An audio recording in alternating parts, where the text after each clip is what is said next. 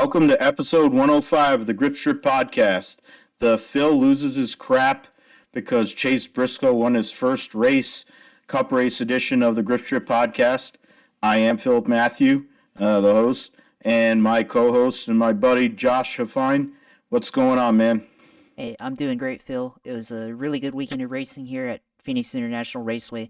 We got to see Chase Briscoe pick up his first career win in the Cup Series with the 14 car, the car that he idolized with Tony Stewart, former driving that car. And now we get to see the first of many, hopefully many wins for Chase Briscoe. And of course, you were popping off on Twitter on Sunday celebrating that win, and we got to enjoy your content as we saw your celebration there. So glad to be able to have you on to talk about it, and also our recurring guest, Joe Passero of Beyond the Flag over at Fansided. Great to have him on. So glad to be able to talk about it with all you guys. Yeah, and Joe, as you said, recurring guest and friend in general for us and of the show, NASCAR expert, and somebody who's really connected into the sport, which is something that I will apologize in advance that I'm not as connected to the sport as I used to be. I might be now, since I'm wearing my Chase Briscoe Mahindra shirt, and I showed the Chase Briscoe license plate and the Chase Briscoe coffee cup. And if you don't like Chase Briscoe, you can go fuck yourself right now, because you're going to hear his name a lot. Because he is my favorite driver, and he drives for one of my heroes, who is his hero too. And, Mahindra, Indian company, I'm an Indian guy, and they sponsor this good old dude from Mitchell, Indiana, who was sleeping on couches and stuff. We'll get into it more, because I'm probably going to go off on a 10-minute thing. So, Joe, thanks for coming on, man. We're going to definitely use your expertise in regards to the Phoenix weekend and what is coming next, which is the brand new Atlanta Motor Speedway, first time since 1997, with not only a repave, but a reconfiguration of the track, which nobody really knows outside of, Josh, who's an iRacer, what we may expect there. So thanks again, as always, brother, for coming on the GSP. Thanks for having me. I have a lot of fun coming on. I know I say this every time, but I have a lot of fun coming on and getting to talk racing. And, this was a pretty last-minute plan, I feel like. On Sunday, you were popping off on Twitter, like Josh said. And I said, I have to be there for this one. Because I know, based off of what you had said in some previous podcasts, as well as some offline communication about your fandom and how you really wanted Chase to do well, Briscoe, not Elliott. And so I knew I had to be here for this one. Well, he's actually named Chase. The one that is the most popular driver is William Clyde Elliott II, hence why I reference him as William Clyde Elliott. That's the whole point. He's not Chase. His friends call him, a.k.a. YRB, Bubba, they call him Clyde. So I call him William Clyde Elliott, or I call him Clyde, because that's his freaking government. Because just like his daddy government, that's his government too. Chase Briscoe's name is actually freaking Chase. So that's another one. Let's go and get a bunch of hits right now. So that's number 2. The guy who's actually named Chase won last week.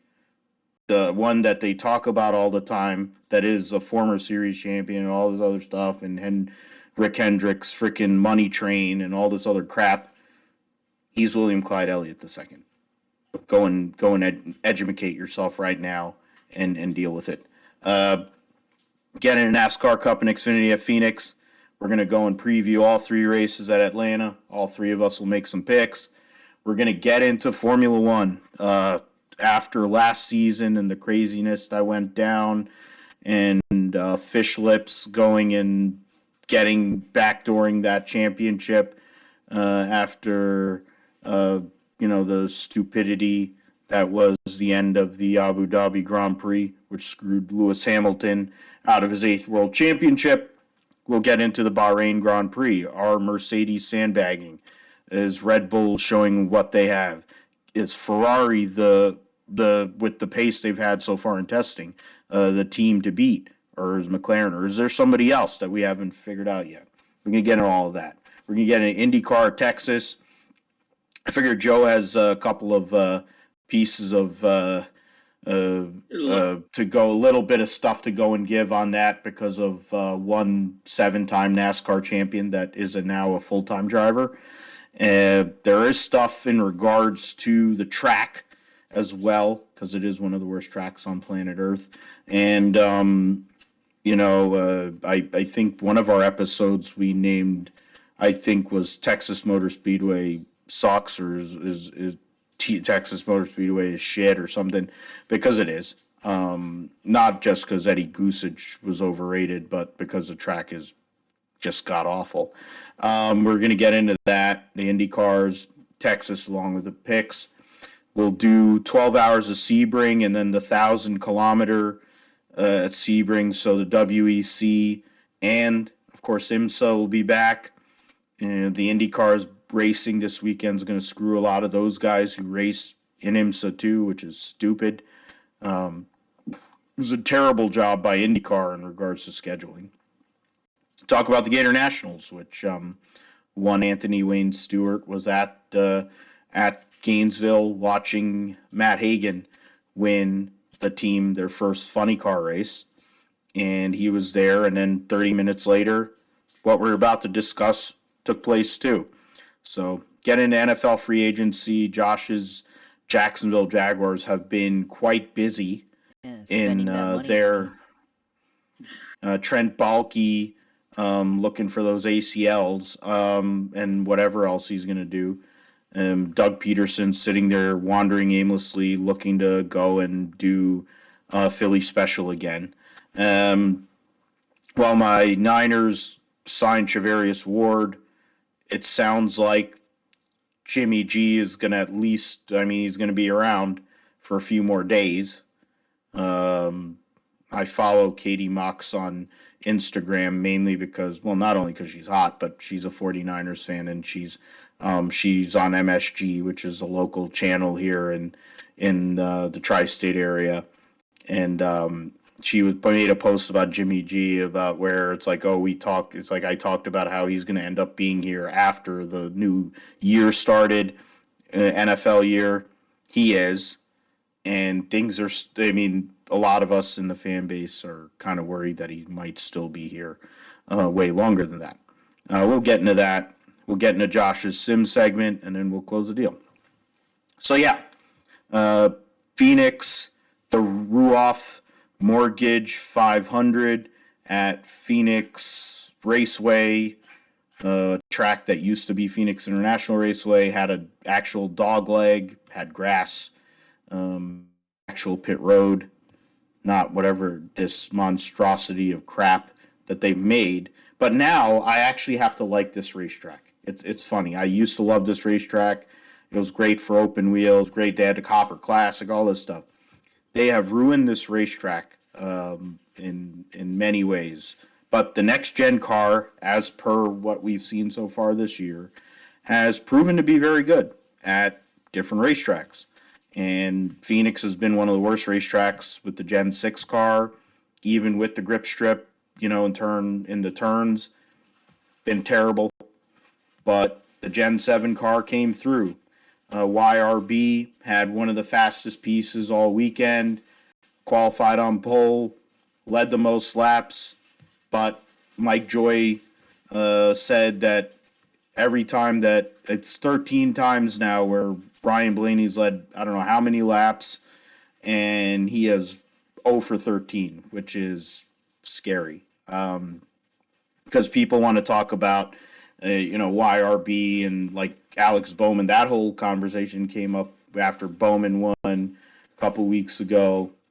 And if you look at Ryan Blaney as like Hall of Fame caliber, if dude had closed those wins and you'd be at 20. 20 wins is ridiculous. That's kind of in the same level as Johnson, Smoke, Gordon, early in their career. Instead, he has 7, which is still good.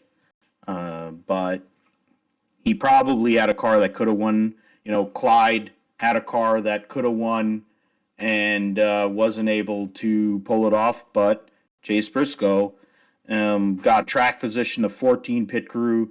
One of the only good things that was there last year was that pit crew when he had chances to be in a position to be competitive, which were few and far between. That pit crew came through, and they're the old 10 crew because Klossmeyer and them moved over. I've been very critical about Johnny Klossmeyer and what he's done, but on Sunday he did a good job, and he gave Chase Briscoe a piece because they had a top 5 car and they had a fast car in practice, fast car in qualifying, and to see him leading and lead over 100 laps, get the SHR their first win of the year, and they won one race last year. So to win this early in the year, get yourself set for the playoffs, winning at a track which is going to be the closer. There's so many things before we get into my own personal fandom and all that, but I'm going to throw to you, Josh, first, and then of course Joe, and then I'll finish out here in regards to what we saw on Sunday at Phoenix, which was a great day. The 200th winner in the NASCAR Cup Series is Chase Briscoe, and historic day for him, historic day for Stewart-Haas Racing. He's actually tied, based on playoff standings, he's actually tied with Kyle Larson in points, but he's only 10 points behind Joey Logano right now in regards to the overall points lead. So that's a pretty big deal there. He got stage points. He led 101 laps, so second most laps led, and gets his first career win. Ross Chastain was second. Tyler Reddick was third. They had They had a couple of late restarts, and Briscoe had to hold off a bunch of people, but he did it. Blaney finished fourth. Kurt Busch finished fifth. People who hate Bubba Wallace were bragging about that. Kevin Harvick finished sixth. 18th top 10 finish in a row, I think is what the stat was, which is Earnhardt and somebody else. And Petty. All time. And Petty. Okay, yeah. So 2 of the GOATs. And Kyle Busch, and thank you for that, Joe. Kyle Busch, Joey Logano, Daniel Suarez giving Armando and Justin both their cars in the top 10. And Chris Buescher in the 17 car actually finished 10th. Clyde, who led for 50 laps, had great stage finishes, finished 11th. Eric Almirola's top 10 streak ended, but he finished 12th, so it's not that big of a deal. Byron won one stage and finished 18th. Blaney won the second stage.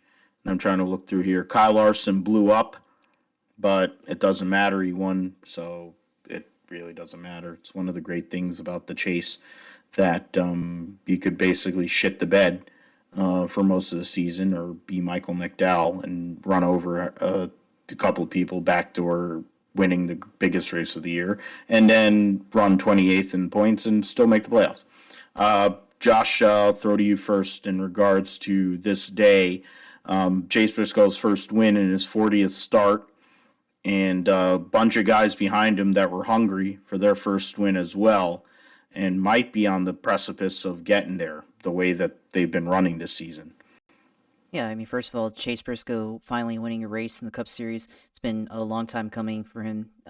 Last year, there was a lot of last year where he wasn't, really on point, and seemed, like he was struggling. But then, as we got into the second half and later on into the year, started to come around and be a little bit more competitive. Of course, we saw that chance that he had last year at Indy Road Course to take home his first career win, and that didn't go over well. I mean, we've been over that one several times, but this race in particular took the lead during the final stage and basically led most of that final stage, except for pit stop exchange when Blaney took the lead back. But being able to dominate this race in that final stage, really good for Briscoe because he had a good car and he was able to keep the lead when it was important, especially that final restart. Got a good restart, was able to hold off Tyler Reddick and Ross Chastain there.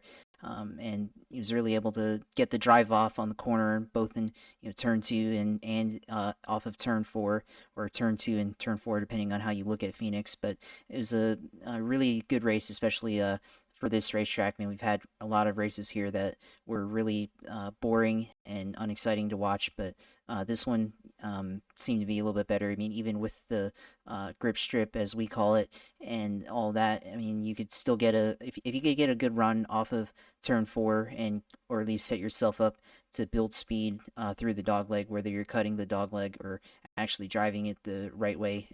You can really use turn 1 and 2 of that racetrack to get a good corner, set yourself up onto the backstretch to get alongside, and then pass in 3 and 4. So that seems to be the way to pass now these days in Phoenix. And then of course there's always the 5 wide, 6 wide crazy restarts that they have, which are always entertaining, kind of like Pocono in a way. But it's the way it is at Phoenix. So a lot of good racing there.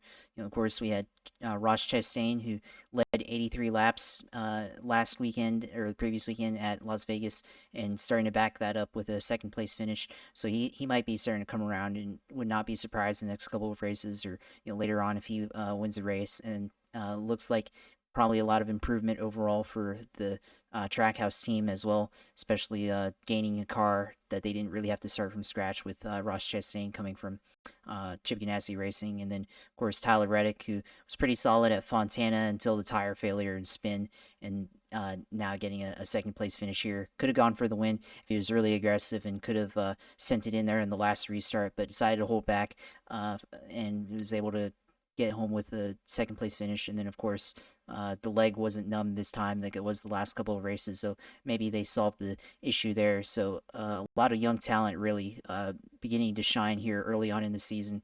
Early on maybe it was looking like some of the old hats, or not really old hats, but the names that have already been established were winning races. Like Kyle Larson had won at California. You saw at Las Vegas, Alex Bowman had won, and still part of that new generation. But those guys that are already won, and we know what they can do in their cars. But these guys, they haven't really quite proven themselves as much. I mean, Briscoe definitely in the Xfinity series, but as a whole in Cup, they haven't really done a whole lot. But now we're starting to see the next young group in Cup starting to take place and beginning to show themselves up at the front, and definitely seeing a lot of that parity that we've talked about with next gen car. And looks like we're going to continue to see that as we go on in the Cup Series going this season. So, a lot of great things to take away. And then my last thing I'll mention is with Ryan Blaney, led the most laps in this race, and led 143 laps, and then had a bad pit stop with the lug nut on like lap 220 of the race. But I think it's a concern, especially for that team. They were able to lead a lot of laps in these races. You said they had 13 races where they led a ton of laps. I think officially, I think it was like 9 races where they led 100 laps in a race and then failed to win. And that's pretty telling for a team like that. I mean, I've mentioned in the past where they kind of tended to like be up front in the first couple stages, but then the last stage they always faded. And I mentioned that back in like 2020, and it was a trend, and still seems like it's a trend now. So that's very concerning for Blaney, someone that has a lot of talent but hasn't been able to turn a lot of those dominant races into wins yet. So it's going to be something I think that Penske as a whole needs to focus on, especially with basically probably their best guy right now. I mean, you've got Austin Cindric there, and you've got Joey Logano there as well, but I think he's probably their best all-around guy right now, in my opinion. But still, they need to focus on closing out some of these races. So a lot of good racing, and a lot of great talent beginning to show themselves up front, especially early on in this season. Yeah, a lot of great points there, man. I mean, Blaney having to close. I mean, Joe, you know these stats inside and out. You know the sport. It kind of reminds. I always said it, like I've said it other times before when you've been on, but it kind of reminds me of the old days for me when I was really into this deal. How deep, like all. I mean, the knowledge of history, I'm still good with. But like right now, like understanding all this stuff, like I know you got a lot in regards to what went down on Sunday, um, minus my drunkenness. After I bowled practice at uh, Majestic, where I'm going to be bowling in a couple months' time for the state tournament, and I had a couple of pictures of Brad's former sponsor. While Brad went and drove like shit because they don't have a flat track or short track program at RFK, even though Busher finished 10th. I mean, Blaney, I think that's a big piece. Yeah, of course. For me personally, I mean, I'm a Blaney guy. I've always followed him. He's the top four guys all drove for Brad Keselowski's truck team, and had various degrees of success or whatever. Briscoe won one race. Chastain had a run there, did all right.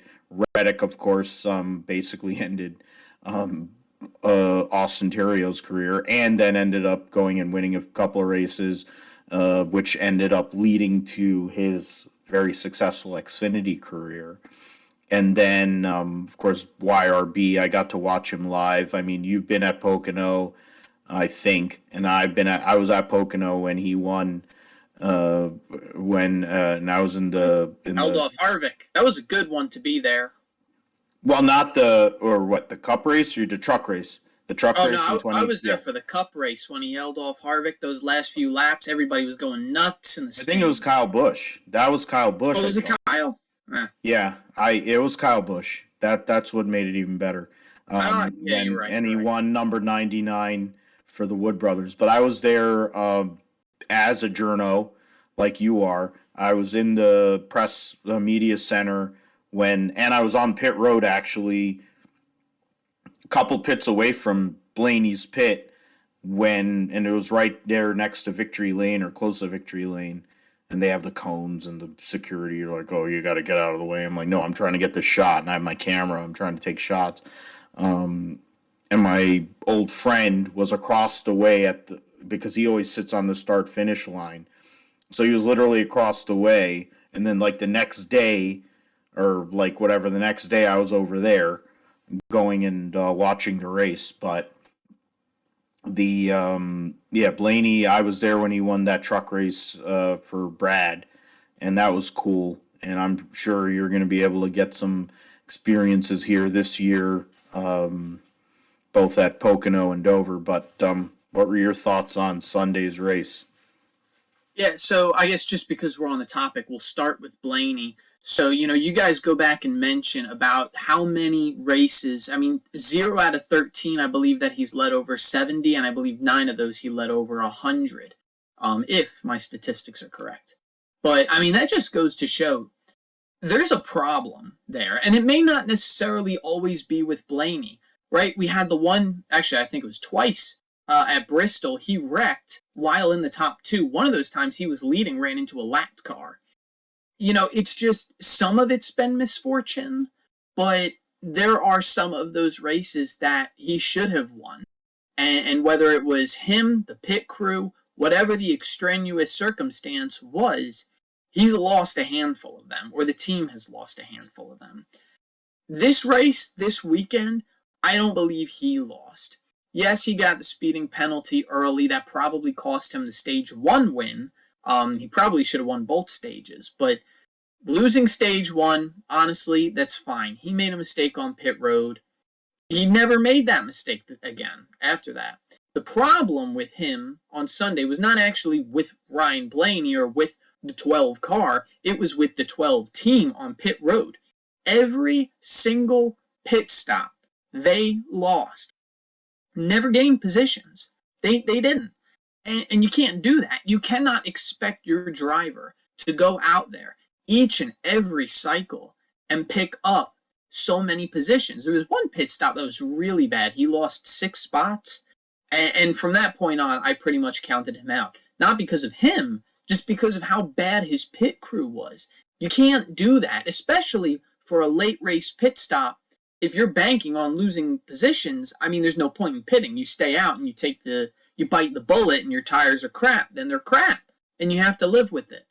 But I mean, they really have to get something figured out. Josh mentioned, Blaney really is the poster boy for Penske right now. And not to say that Logano isn't very successful. We saw him win the Clash, and he's won the 2018 championship. He's been very successful at Team Penske. Austin Cindric, very new, not as much in the spotlight. Kicked it off this year with a very flashy win at Daytona. But, Ryan Blaney, for the most part, he's the most popular of the Penske drivers. Nobody seems to dislike him. He's legitimately the most popular driver in the sport because they don't bake the stats like they do for Clyde. But I'm sorry. Go ahead. It's okay. But so to see your forefront, right, the poster boy of the organization having that type of struggle, and it's not like it was one thing that affected him for a year or even for 2 years. This has been an ongoing problem since he joined Team Penske in 2018. It's something that has to get fixed. They have to figure out what is happening. Is it just that they set the car up for the first 2/3 of the race and it falls off so bad? Is it the pit crew? They just got to get their crap together like they needed to this weekend. Is it a combination of both things, right? Because in some cases, it may not necessarily be one or the other. It may be a cumulative effect of both. But really, his pit crew needs to take responsibility for losing him this race this weekend.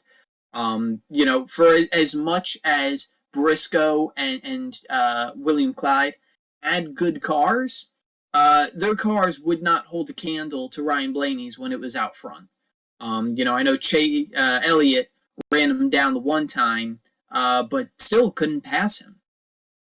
Chase Elliott is the next real key driver I want to talk about in this race. I mean, led some laps, was clearly strong, probably had a winning car. If he had made the pass on Chase Briscoe during that last green flag run and had the race stayed green, I don't think that the race would have ended the same way. I think Elliott probably would have run along and captured the win. The two problems were he couldn't pass. His car was not set up very well to pass on the inside because of the grip strip up top. And the second thing was the caution coming out. Then his pit crew lost him, much like Blaney's did. His pit crew lost him the race on the final pit stop. I feel like that's not really a problem. Chase Elliott's team has had the number 9 team in that final pit stop. But again, it's just one of those things that, as a pit crew, you kind of have to accept that responsibility and take it on. And then he had even more problems spinning out. So some problems there. I do have a very low level of concern with that 9 team. This is now the second time they've been in contention this year to win, and just something, some way has gotten out of hand. And ironically, in both of those races, he ended up spinning out by himself. So, my eyes are on them. They're doing okay in points right now, and we have Coda coming up in a few weeks here. So I think that will really dictate how bad my level of concern gets for the 9 team. And then you have Chase Briscoe. The storyline, I mean, like you said at the top of the show, the 200th NASCAR Cup Series winner ever in his second full-time season, driving in the car that he watched Tony Stewart drive. He idolized Tony Stewart, and to be driving for him, and now to drive that car to victory lane, and now he can also say he's done something Tony Stewart never did, which was put the 14 car in victory lane at Phoenix. So a little extra something special there. It was also very cool, I think, for me. I was scrolling through Twitter after the race, and the CEO of Mahindra Tractors actually got in on it and tweeted at Chase Briscoe. I love seeing when sponsors, and not just like, the corporate account, right? Like, Hooters might tweet at Chase Elliott, or Menards might tweet at Ryan Blaney. But to see the actual person, the CEO, make that acknowledgement for his sponsorship on that car, I thought was so cool. And as a driver, I know that Chase Briscoe knows the meaning of that. Briscoe has really impressed me this season. I was pretty underwhelmed by his rookie season. I know he won Rookie of the Year, and deservingly so, but I was hoping for more when he made the jump from Xfinity to Cup. And granted, in the Gen 6 cars, it seemed like rookies never did that well in their rookie season. I don't know if it was something about the car or just the people they were around for many years, Dale Jr., Jeff Gordon, Jimmy Johnson. I didn't know which one it was, but it seems like the newer group, right? You still have the youth movement that includes Blaney and Elliott and Bowman and Byron, but as Josh had said, they've established themselves at this point. I'm going to disconnect them just for this one segment to talk about the youth in the terms of their very young careers. Chase Briscoe had a very good showing during Speed Weeks. Couldn't capture the win quite, but if memory serves me right, he walked away with the top 10 in the 500. And then you have best finish of his career at that point. Yeah. You have Ross Chastain, leads 83 laps at Las Vegas, had a few things happen differently. You're possibly looking at him as another first-time winner this season. You have Tyler Reddick, dominated, led over half the race at Fontana, came down to a tire blowing apart and a driver ran into him, William Byron, just because he got looser. He wasn't paying attention. I really don't know. And then you have Austin Cindric, of course, in his rookie season, opens up the year by winning the biggest race of the year. I mean, this season really has been dominated by these drivers who have very little experience. And whether or not that's just, the old cats need to learn the new tricks, or, maybe there's more of a connection than we realize between Xfinity and these new cars that they're racing in Cup, which I don't think that's the case. These younger drivers are really excelling this season. It was actually very funny because on Friday night, I had submitted to my supervisor an article that discussed how well Briscoe, Suarez, Reddick, and Cindric had done during the first 3 races of the season. And the next morning, it was very late at night, the next morning he texts me and he says, I don't have enough time to publish this before Phoenix. Were you trying to get it published before Phoenix? And I said, no, it doesn't really matter. And I thought about it and I said, send that back to me because I'll add in whatever happens in Phoenix. And sure enough, we have another first-time winner in Chase Briscoe. I mean, they're tearing up the track really better than the veterans are. I think really at Fontana, the veterans got lucky that Reddick was out of the race. At Las Vegas, the veterans got lucky that they fell a few cautions in and they played strategy and won the race. But, really, I think we should be looking at 4 first-time winners in the first 4 races of this season. That's the way I see it. And to me, it's no longer a matter of if, it's a matter of when. I have full confidence Tyler Reddick's going to win this season and Ross Chastain's going to win this season. Suarez, I'm still 50-50 on, but I wouldn't be surprised if it happened this season. So, I mean, and this goes back way to 2011 when we had the most first-time winners, I believe, in a single season in the modern era, if I'm not mistaken, which was 5. There's a real possibility we could reach, and maybe if we get the right winners at the right places at the right time, even exceed 5. I wouldn't expect to exceed 5, but I definitely think we're going to see 4, including Cindric and Briscoe, first-time winners. The last point that I want to hit on the Cup race real quick is just that the grip strip. Not related to this podcast, but reference though. You're very well. I couldn't not. But I wanted to do 2. I'm doing 2 Ken Schrader thumbs ups for you just because you've done that twice already. So thank you. But for the past few years, they've coated the outside line with a resin, and for the most part, it seemed to be okay. the Gen 6 races were very lackluster at Phoenix. And I think really more than anything, the next gen car performed well, and the drivers performed well. And I think that helped more than anything, more than the resin did. But, it was really prevalent to me that unless you were in the resin and you messed up, the car that was to the inside of you was not going to grab that position. Denny Hamlin tweeted out that it's a one lane racetrack when they put down the resin. And, my fear is that they continue to put down the resin. And while it may show some good side-by-side racing, you're not legitimately going to make a pass on the inside unless that resin is completely worn out. And if that's the case and the resin's completely worn out, you're not going to drive on the outside because it's going to be slick as ice. So it's a real problem. And it's not just a problem with Phoenix. It's a problem across the board. I mean, Texas has legitimately damaged their track surface with the resin.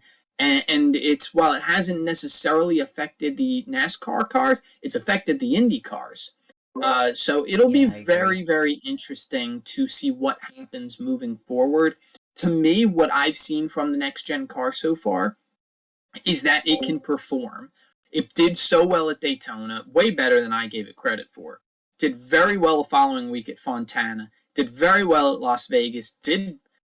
I won't say it did very well at Phoenix, but it did a hell of a lot better than the Gen 6 ever did. So, it's a good car. It's a great product. It's doing what it was intended to do. So I'm hoping that, maybe after this season, we can start to wean off of all the resin and the compounds that they stick on the track. I get it. I know the intent is to make the racing better, but they're really going to do some damage the longer and longer that they put these on. And quite honestly, it doesn't always serve the purpose. I don't feel like it served its purpose this weekend. So there you go. That's my 2 cents on Phoenix Raceway. All great points, as always, man.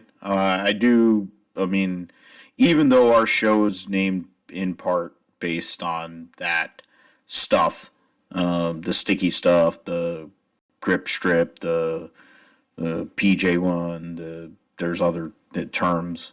My old friend said grip cum. The fact of the matter is, it doesn't really. It's stupid. It works in NHRA. I get why they do it in NHRA because you're talking about 11,000 horsepower. You're talking about 600 horsepower now in a Cup car. It's not like they're putting out 900 plus like they used to back in the Gen 4 era or even in the Gen 5 era. But when it comes to this race, for me personally, we talked about this off air. I lost my shit the same way as I lost my shit when Tony Stewart won his last race. I was quite well served by that point. And the fact of the matter, I don't care. I had plenty of sushi from my local sushi spot, so I was trying to eat and drink responsibly, even with that.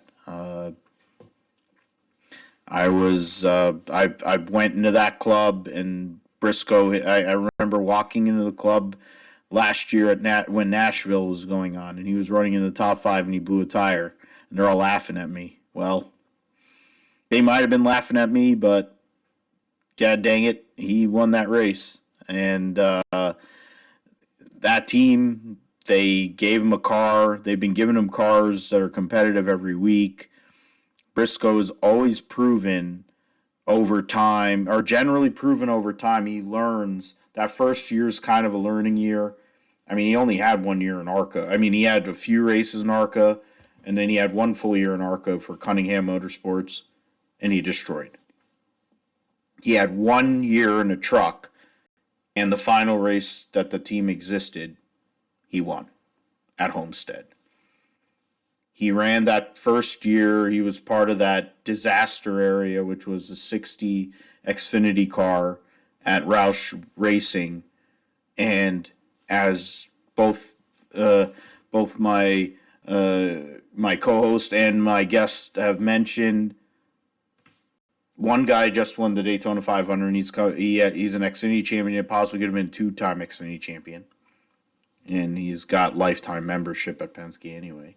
But and then Briscoe just won, and now, and you talk about Ty Majeski won, and he won the Rattler 400 in a super late model because Ty Majeski does that sort of stuff. So, I mean, that's the whole point. All three guys, those are the three guys in that car. They couldn't keep the car out of the wall, but they're three of the best drivers that are in a stock car right now. So there's something to say about that. Briscoe's story from being on couches and volunteering to not being able to, like, he literally eating dollar menu to getting that call from Clayton Cunningham to go and run to where he is now. Menborough, I don't know how to pronounce the guy's name, the highpoint.com guy from here in New Jersey. They used to sponsor Rutgers Stadium before it became SHI. Every time he tweets, I try to go and post a tweet because if it wasn't for him, and, of course, Ford Performance and all that, but really, High Point's the reason why Briscoe's in the Cup Series, because Tony wouldn't have been able to move him up, and he would have kept that douchebag, Clint Boyer, in there to go and drive around 25th like he was doing anyway, like a puppet head, like his former owner, Michael Waltrip. But fact of the matter is, he got a sponsor and he was able to drive, but I didn't really like the whole crew chief situation. I wanted them to bring Boswell up. Granted, they won last week. I still think if they brought Boswell up and they put Klausmeier with that puppet head, Riley Herbst, you could literally put a freaking broom with Riley Herbst. He'll still be Riley Herbst. It doesn't really matter. Put a crew chief that could win with Chase Briscoe with him. He won 9 races with him. They shit the bed at Phoenix, but the fact of the matter is, to be fair, that was Cindric. Cindric in the second half of that season was the better driver. So I don't really blame him or Boswell or whatever. I think that's a good combination. You're supposed to keep those combinations, and it's funny that they didn't move that with Tony knowing that Zippy was his guy. But for whatever it is, the pit crew, team, that drive, it was meaningful. It was emotional for me. 40 races for his first win, but he got one. It means a lot in this sport to win a race. And I'm just saying this as a fan. I'm not even talking about being the person that just did that. It has so much meaning. You're in the All-Star race. You're big time. His son, that, for all the stuff him and Marissa have had to go through to have a kid. He's that's the thing. My whole thing is, if you can figure out a way to not like him, you're a horrible person. There's really nothing, he's Eddie has, he's freaking roid rage, except without the roid rage, which is Carl Edwards. He's like Eddie Haskell. There's what the hell are you gonna say? He's like Richie Cunningham. That's what it is. He's got the receding hairline, the whole bit. He's like 20-something years old, and he's got a worse hairline than I do. He's got to call LeBron James or something and get that 1-2 way back to bring that thing all the way back towards his eyebrows. You should just shave it off. That's what you should do. Just go full dome. I don't think the wife wants to do that, but whatever. His kid has a good salad, so that's promising. But I don't know how long that's going to last. But the reality is, Mahindra Indian Company coming to NASCAR after being involved in Formula E, of course. To be in NASCAR and be the major sponsor and sponsor the majority of this year, and they are so invested in him, and they are connecting, and they're making the Mahindra family literally tweeting Chase. You don't see that with other sponsors, as you guys have mentioned. I mean, it's awesome, but it's literally with him. And maybe it's because I'm a fan. I'm a diehard fan. It's disturbing how much crap I have of his, and I'm not even the kind of people, other fans that have every car. There are people that have every car he's made in custom. They've done customs. I'm like, I wish I had that kind of money. I don't have that. If there's merch that I kind of like and I want to go in, I'm buying it. It's that whole Earnhardt thing. But the point is, it's Chase Briscoe, so nobody cares because he's like you're gonna have like 5 to 10% of or like 5% of the fan base. Like when it's Earnhardt or Clyde, you're gonna have like 50% of the fan base. But it was unbelievable. I mean, it's so cool. He drives for his hero. It was, other than his dad, who was a racer too, who also raced against Tony Stewart. His racing hero is Tony Stewart. He wore a freaking Home Depot uniform, like his 1999 rookie uniform when Tony Stewart was thin. The last time he probably was thin, and he stopped being thin after he won his first championship. Yeah, he started putting on weight after that first championship in 2002. Well, that and almost getting fired, but to drive the 14 car, which is connected to not only Smoke but AJ Foyt, going and driving for a new sponsor. The fact is, Josh and Joe got to enjoy me losing my crap, and if you don't get the fact that it means a lot to me, I don't know what to tell you. Not only as a racing fan, but somebody who just loves the sport, and I root for Chase is my kind of guy. Came from, he's a grinder. There's passion. Like, passion is a word that fits me. That's my word. There's one word that describes me in my life. It's passion. But then if there's a second word, it's grinder. They use that for, work and life and all. And like Michael Mizrachi, the great poker player, they call him the grinder. But I don't know how you can call him a grinder when he's won as much money as he has. But the reality of the world is you put yourself in positions, you do the right thing, you do what you have to do, and it'll come off. And that's what it's supposed to be. That's what you would think life's supposed to be. Well, Chase Briscoe's an example of that. And for all the people involved with him, it's unbelievable to be a fan, to celebrate a first win. First wins are just cool. And it doesn't happen all that often anymore when you have the kind of people that win all the time, like Larson and Kyle Busch or Truex or Elliott or whatever else, Logano or whoever. It doesn't happen often. Winning in the Cup Series means a lot. And so, yeah, it was definitely stressful for me. And I was way deep in lubricated. I was very well lubricated. And I didn't know what to do with myself. I was stressing, but those restarts and then freaking Eric Jones going and spinning out again, which is his thing now, I guess, going and spinning out late and causing him cautions.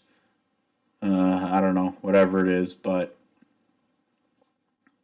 that last caution I thought was going to be a problem, but Briscoe came around and got it. So, all right, we got a Cup win.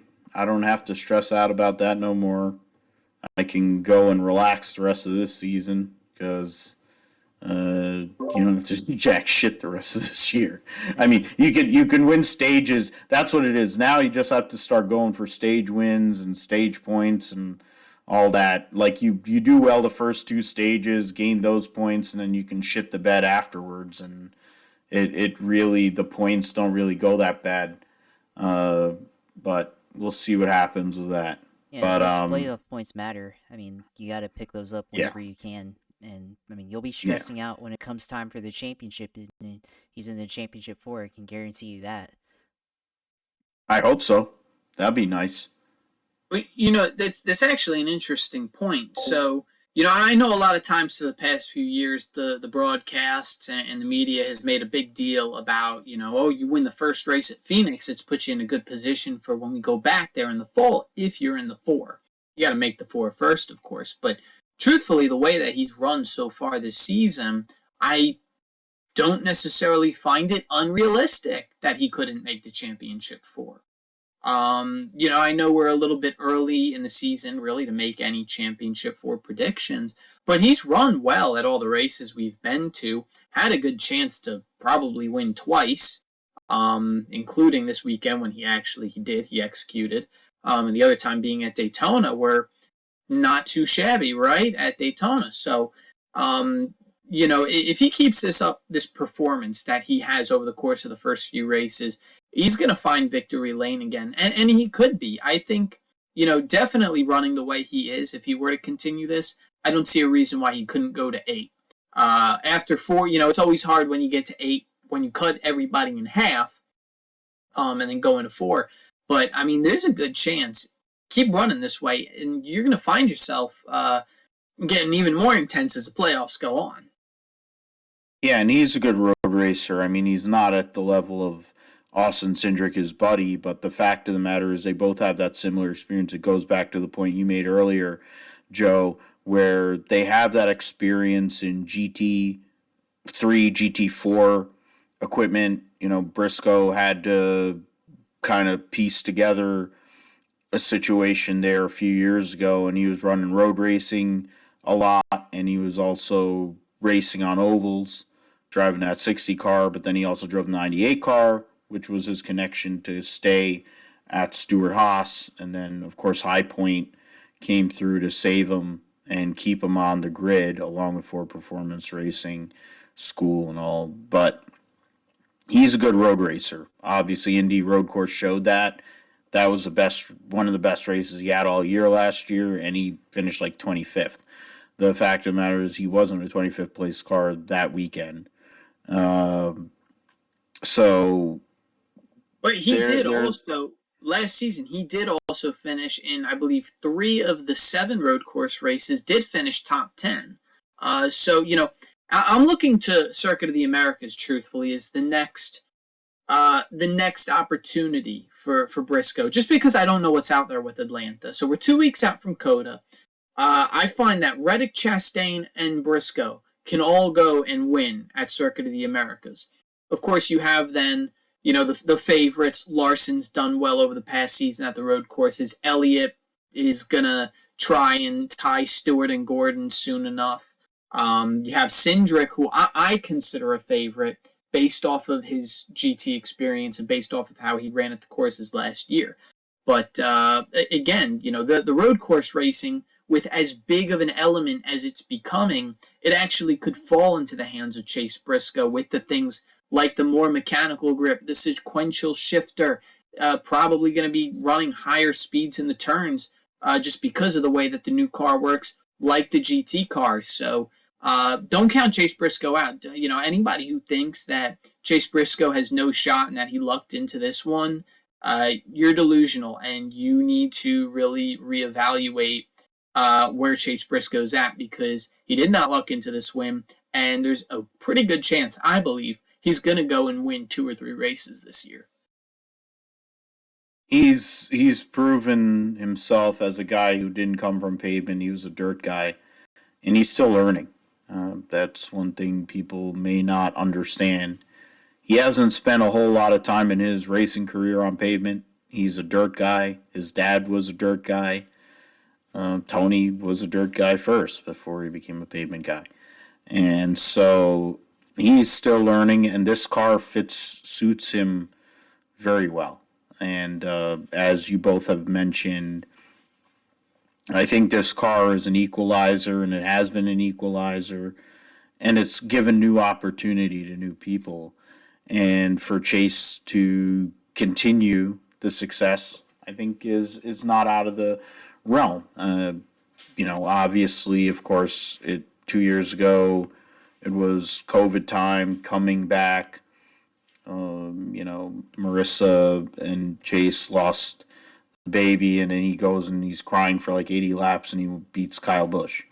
And that set off a chain that he won 9 races. And those 9 wins were the reason, and he said he needed to win 7 or 8 races, and he did it. And that was the reason why not only High Point, but Tony said, we're propping you up, man. We're going to give you that upgrade. It was a tough year last year, and it's not every rookie is going to have a Tony Stewart rookie year or a Jimmy Johnson rookie year. And in recent times, as Joe mentioned, being a rookie is not easy in this sport, and to go and compete against the best is very tough. I think the Gen 6 car, like you both said, I wasn't a fan. I really didn't care. Like the Gen 5 car, once they put the spoiler back on, wasn't bad, but it wasn't great because I had no identification. Gen 6 car sucked. This car, though, has a lot of potential as we, right now. We'll see, because we haven't gone into the real deep dive once Hendrick and Gibbs and Penske and hopefully Stewart-Haas, they go and start doing whatever development they can do. We'll see where the sport goes, but some of the smaller teams are able to compete. The RCRs of the world, the RCRs group has been great so far this year amongst not only themselves but their customers, and that's something we'll see as we move along. Let me go over here. We talked about YRB, we talked about Ross Chastain. We will switch over to the Xfinity series at Phoenix, which was definitely not as exciting, and was pretty mediocre. The United Rentals 200. United Rentals 200 saw Noah Gragson win, led the most laps, 114, gets basically the near maximum, can get 60 points, I think is the maximum, and he got 59. So, as Kevin Williams just won his first career PBA Tour title, so that means the house has won 3 of the 4 shows during the World Series of Bowling. So that's going to be cool on YouTube, as the bowling fan that I am. Gragson, Buckshot Jones, Josh Berry, Trevor Bayne, John Hunter, the top 5, Ty Gibbs, and John Hunter is going to be running a few races in the 18 car, so that'll be good for him. Ty Gibbs, Allmendinger, Hemrick, Castle, Allgaier, your top 10. That's not too shocking, really. Sam Mayer got stage points. That was the only thing. Basically, this whole entire group was your top 10 outside of Sam Mayer not being able to finish it off. I'm going to go to you, Joe, first in regards to Xfinity. And, Gragson goes and gets a win. It's superb for him and his mullet and whatever his amazing fan base that really is into whatever the hell Noah Gragson's about. He's got a great personality. He's also a tool. Let us know what you thought about that race. I mean, it was really dominated. You talked about it. We talked about it offline, where the the big teams, the big three really, in Xfinity, which is, Junior Motorsports, Joe Gibbs Racing, and Colleague, were all up there. And that was really what it was, and that's what the series is going to be this year. Unless, like John Hunter driving for Sam Hunt, which supposedly has like a lot of support from Joe Gibbs Racing, which I didn't know about until they said that. They made a big comment about that on Saturday. It's going to be about the big three teams there in the Xfinity Series this year. So what were your thoughts on Gregson's win there at Phoenix? Yeah, this race was definitely a lot harder to watch. Just so little passing. I felt like most of the passing was when somebody got a penalty and would have to drive through the field, like Allgaier did really late there. It just this car has a lot of similarities to the Gen 6 car. I think it just performed better compared to the Gen 6 car because of the drivers and experience and them taking maybe some bolder moves, as well as the package. The package just seemed to be better. I think this, to me, this was reminiscent of a Gen 6 race at Phoenix. Not a whole lot to write home about. Pretty tame for the most part. Wasn't necessarily the best race, but, we have some of those. Gregson, he's really impressed me this season. For a long time, I was really questioning him and why the move to move him up. He didn't really have a lot of success in trucks. They made the move to Junior Motorsports and Xfinity in, I believe it was 2019 when he moved up. Didn't have much success that season. He came out the following season. He did a one-off at Daytona, or not a one-off. He did win later on that year, but it just, even in 2021, he won 3 races, but he never really felt like a championship contender to me. Yes, he was in the 4 last year, but even still, I didn't look at him and I didn't see a championship contender because the first half of the season was so bad that by the time you got to the second half of the season, I think it was just surprising he made it even into 8. But this year I'm seeing a really different Noah Gragson. He's calculating his moves on the racetrack a lot more, and you can tell based off of the move he's making that he's calculating it more. He's starting to become a veteran of the series, and that experience that he's been building up is now finally really coming to fruition. These first 4 races, he's got an average finish of 2. He's not finished worse than 3rd. And the only other driver in Xfinity Series history who can boast that same statistic is Kevin Harvick, who, I might add, is a Cup Series champion and doing pretty well for himself. So, this is a huge step for him in his career. And I'm going to very closely observe how he continues to do over the next few weeks. Is this just they started really hot because they got a little hot at the end of last season and this is something that's going to die off? Or is this something that he can continue to build on? And of course, I don't expect a top 3 every single week, but is this something where he can continually make top 5s, top 10s, and where he can take his bad cars and make them into top 10 races? So my eyes are really on him so far. To me, as of this moment, he's the championship favorite, right? We've got Briscoe is out of the way. He's not a threat for the Xfinity Championship. Same for Cindric, not in the series anymore.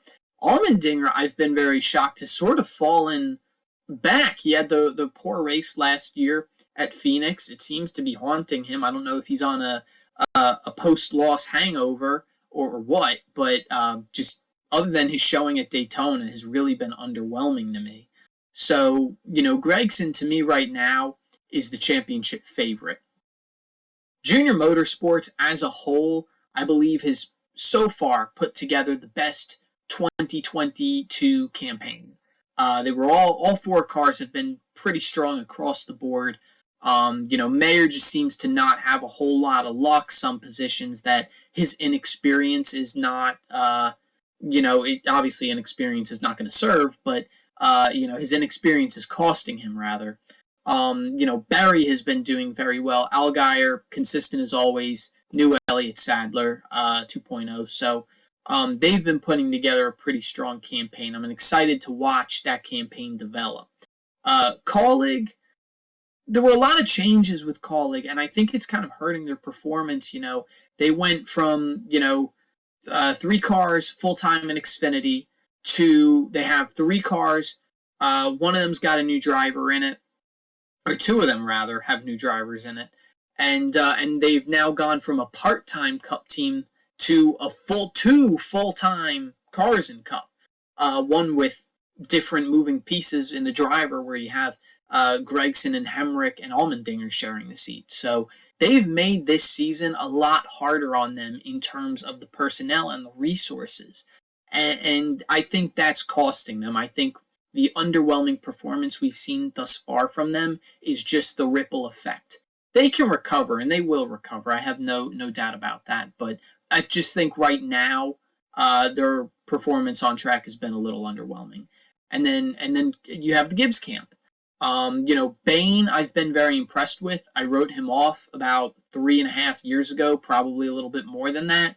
But in all fairness, he wasn't ever really in great equipment. We're talking, he was in Wood Brothers equipment some of the time, and at that point, there was no affiliation with Penske, and you weren't hearing about them even being in contention anywhere other than Daytona or Talladega. And then went to Roush, and just there was nothing there that ever happened. So I wrote him off, and I feel a little bit bad because he has performed well this season. But I still see some things that I see out of rookies in the Xfinity series. Some of the moves he's making, I feel like there's still some type of disconnect where him being in Cup for almost a decade and driving an Xfinity and knowing how to drive an Xfinity, knowing those cars, driving them before winning in those cars. I hope that throughout the rest of the season, I believe he's got 6 more with Gibbs before the year ends. I hope that we see the progression with him. But for him, I see this season, these next races for him, as make it or break it. If he does not perform, he's got to win at least 1 in my eyes. And if he does not win at least 1, I don't expect to really ever hear him about on the racetrack in NASCAR again. Ty Gibbs, I know that they had the incident with him running into Ryan Sieg at Las Vegas. There's a lot of immaturity there, but there's also a lot of raw talent. They need to find the balance with the 54 car, because that will amplify their performance. To me, going into the season, I really favored the 54, and the Ty Gibbs team, just because of the raw talent, but the immaturity and him putting himself in situations that just don't need to happen, right? He easily could have backed off of the 39 there at Las Vegas, and that was not the first time. He tried to drive through Sam Mayer last year at the Roval too. He's just got to clean up. He's got to cut that out. Once he does, he's going to be fine. He's going to be a top 4 car for sure in every week, top 4 in the championship, whatever. But, really, as far as the race itself goes, I feel like I don't have a lot to talk about. It's really just about the track, and about next week I'm really excited for, but I know we're not quite there yet. So those are my thoughts about the Xfinity. Hopefully a better showing in Atlanta. Yeah, I figure Atlanta will be a little bit more interesting for many reasons. While my printer goes off right now, which is just convenient while we do a podcast. But in regards to Phoenix and what happened there, Gagson, and you made the Elliott Sadler 2.0 comment with Allgaier, but at least Allgaier has douchey characteristics, but he's not as much of a douche, and he's not an inbred. And he also wasn't responsible for having that, what the hell's that idiot that's on door bumper clear, that works for Colleague. What the hell's that spotter name? Brett Griffin. Yeah, him. Blocking master himself. Freaking idiot. My goodness. Like, you want to talk about a guy who's softer than orangeade? Like, geez. Like, you're like a third-rate spotter who's like licks Matt Collig's ass, and you're gonna block everybody. Like, go fuck yourself, bro. Like, at least Freddie Kraft has had to deal with shit because he's Bubba's spotter, and that alone. And he's friends with Bubba, so the fact is, oh, he's a freaking black guy, he's not that good. Like, for Christ's sake, at least I feel like Freddie's had to go through shit, and he's a good dude though. I mean, he's a nutbag too, and I think I would love to have go and drink with him. I'd probably die, but it would be fun. It would be the way to go. It would be a way to go out, um, because I definitely don't want to go out with Brett Griffin. He'd probably go and murder me before it ever happened. He seems like the kind of guy to be a January 6th. I said it. And what the. Why am I forgetting the other guy? He's Brad's spotter, and he's your TJ. guy's spotter. TJ Yeah. Majors. Majors. TJ Majors. TJ Majors, who has a personality of Driftwood, which is great. He is a Buffalo. He's a Northeast guy. He's funny. I get a kick out of TJ Majors. So I do like Door Bumper Clear, even though I don't care for Brett Griffin, mainly because they have a hot chick that hosts it, whether it's whatever Chad Boat's wife, I'm forgetting what her hell or what her first name is, or Hannah Newhouse, who used to drive race cars, and is the future wife of why am I now I'm forgetting Dylan Welsh. Yeah, Dylan Welsh, who should probably take over for his dad because his dad sucks, not only at announcing but life. But that's beside the point. What do you think about the Xfinity race there, Josh? There wasn't a whole lot to take away from that one. I mean, yeah, there wasn't really a whole lot that you could take away from any of the racing at Phoenix for the Xfinity Series. I mean, you mentioned earlier, Joe, with Noah Gragson winning that race, and he dominated most of that race. And you talked about his, I guess, maturation in this series, and he's starting to this year be a lot better of a driver than he was in previous years. And I mean, it does show in that fact based on his starts later in the year in the Cup Series, going to be doing some racing in the 16 car for Colleague Racing later on, does show that maybe some of the owners starting to trust him. Of course, Colleague, new team in the Cup Series this year. They are, with two cars, and they've got the star car with Allmendinger and Gregson racing in that, sharing the seat. So it shows at least on the Cup side, that by being a better driver in Xfinity, certainly having opportunities to be able to drive in the Cup Series, and we'll see evidence of that later this year when he makes his first start with the 16. So at least there's that going for him. I mean, I thought the burnout, I guess, at the end was probably the highlight of the race, because he actually set his tire, or whatever was left of the tire, on fire. And that's probably the only thing that I could take away from the race, is like, how did that happen? And just like, there's a trend, I guess, of drivers destroying the car. It's been going on for a few years now. It's to hide the stuff, whatever tricks they're doing, in the rear suspension, so NASCAR doesn't catch on or whatever. I mean, they were policing it, and I guess now they're not. And I mean, we got a destroyed rear end now with Noah Gregson's car. I'm sure I mean, they know what they did, but that's always something interesting when they go out and do these massive burnouts and stuff, and tear up the motor and destroy the tires and stuff. But I mean, at least that part was entertaining. And I mean, yeah, I mean, is a somebody that could be a star in the series, but it's based on your taste. I mean, if you have people like Chase Briscoe in the Cup Series, certainly a grinder, a lot of passion, and then you got these fuck boys like Noah Gragson, whatever. I mean, I don't really care about him that much, but certainly a lot of the Zoomer crowd probably does care about him or whatever. So that Gen Z generation coming up that will be part of the fan base here in a few years. So that's I guess for that race. I mean, that's pretty much all you talk about there. I mean, you mentioned Justin Allgaier. I mean, he was running in the top 5 in that race, and then had an issue with his pit stop, and then ended up finishing in 10th place. So, I mean, led like 5 laps, so it was not really too significant of a loss there. But he still managed to get in the top 10, and I do have to agree with you on there, Joe, with JR Motorsports continuing to, I guess, set the bar in the Xfinity Series, and I think that's probably true.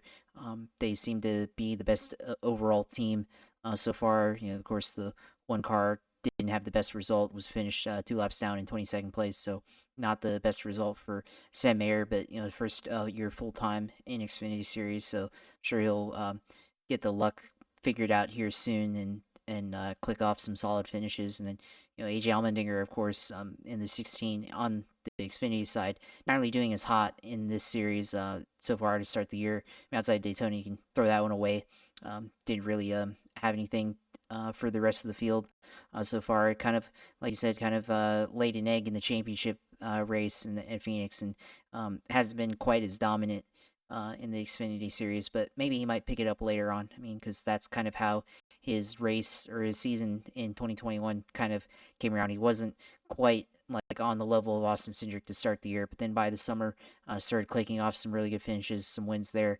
So maybe he'll come around. Maybe he's a late riser like Tony Stewart was often in his career. Would have that summer stretch where he started going a tear and pick up wins and stuff. So maybe that might happen for Allmendinger in the Xfinity Series. And then I think the other driver I'll talk about here is Trevor Bayne. I mean, like all of a sudden after like 2 or 3 like maybe 3 years in hibernation. Yeah, hibernation. Yeah, that hasn't been in the series like in any racing at all. We thought he was done, and suddenly he's coming back, which is interesting, I guess. And suddenly leading laps, and it tells you put anybody in the 18 car in the Xfinity Series, they go out and you're gonna win races for Joe Gibbs Racing. So I mean, he hasn't won yet, but certainly led a lot of laps at California. Now here at Phoenix, leading a ton of laps. So. As long as you got money, the paying sponsor and whoever, at least if you can hold the steering wheel straight and at least don't be somebody that crashes out of races. You'll be someone who can have relative success in that car. So I mean, I could probably get in that car and probably get out of top 5. We'll see. I mean, we'll see. That's saying a lot, but that's what I'd like to think. But that. It's not a whole lot to go off on the Xfinity race, and like you said, maybe we'll see something here in Atlanta next week with this new track and all the new stuff that comes with that. Yeah, we'll see about that. I mean, honestly, I agree with you, Josh, in regards to being able to jump in the 18 or the 54 car. I'm getting in the best shape I've been in my life, I think. I think I could probably get a top 10 finish in an Xfinity car for Joe Gibbs Racing. I would also say that for a Kyle Busch Motorsports truck, too. I mean, it's Toyota. I mean, what they make the rules. They make the rules for Toyota anyway. I honest to God, I could get in a Kyle Busch Motorsports truck and finish in the top 10. I really believe that. I'm not so sure about the Xfinity Series because they're a little more competitive, but the truck series is definitely not that competitive, and it's kind of a clusterfuck. I really think I could get a top 10 in a truck. I'll just take the top 10 in a truck and get like the $2,500 that you get for like finishing 10th in a truck series race. And I'll take like the $500 for racing when you pay like probably $2,500 to even get in a race or whatever the hell. I don't even know what the money is because there's no money in the truck series or the Xfinity series, which is hilarious. But yeah, Jackson's going to be in the 16 car because daddy's money, even though his dad's a murderer. And, the whole bit with that, AJ Allmendinger has been in that car. But Daniel Hemrick, defending Xfinity champ, kind of been quiet. Nothing made. I mean, he won both stages at Daytona, got himself a good point stay there, but didn't get the finish he wanted because of getting involved in multiple wrecks. Since then, he's kind of just been quiet. Then there's Daniel Hemrick. I mean, he is quiet. Other than being elbows up, like his two buddies, Blaney and Bubba, did in that famous video, which they still don't have camera. They always put the camera in the 11 cars, so I want to see how Daniel Hemrick actually. I never see that. I want to see him with the elbows up, and then I'd lose my crap. Not to the same level as when my drivers win, but the fact is I'd be dying laughing because two of his best friends literally did that about 10 years ago, or not 10 years ago, like 6 years ago on a road trip. Well, Blaney was also doing impressions of many other drivers, which was a great TikTok. That was like in the early days That of was TikTok Snapchat. too. That was way Or before Snapchat, or TikTok. yeah, okay, yeah. So there you go. Yeah, I mean, Snapchat, yeah. it's a great I never video. got on. Me Yeah, neither. I never got into Snapchat, so I would not know, but they did. Yeah, Gaxon going and winning a race, whatever. I mean, how many years he's been in that damn car, and he wins He's races. only I been like 2 mean, years in that car, 3 years. Yeah. no, it's been like 3 or 4 years. It's like 2 years longer than it should have been, if he had any talent. But the fact is, Johnny Morris for some reason wants to sponsor him. That's part of it, and then some other companies want to sponsor him too. And they probably like the mullet and the fact he's a ball licker. It is what it is. His checks seem to clear. It's probably likely he's going to have a cup ride eventually. I'm kind of hoping Hemrick gets that second car next year because I think he's more suited to Cup than he is an Xfinity car. Even with the way the cars are right now, I do think that the Cup Series car currently suits him better based on what he's been doing so far this year in the Cup car. So we'll see about that.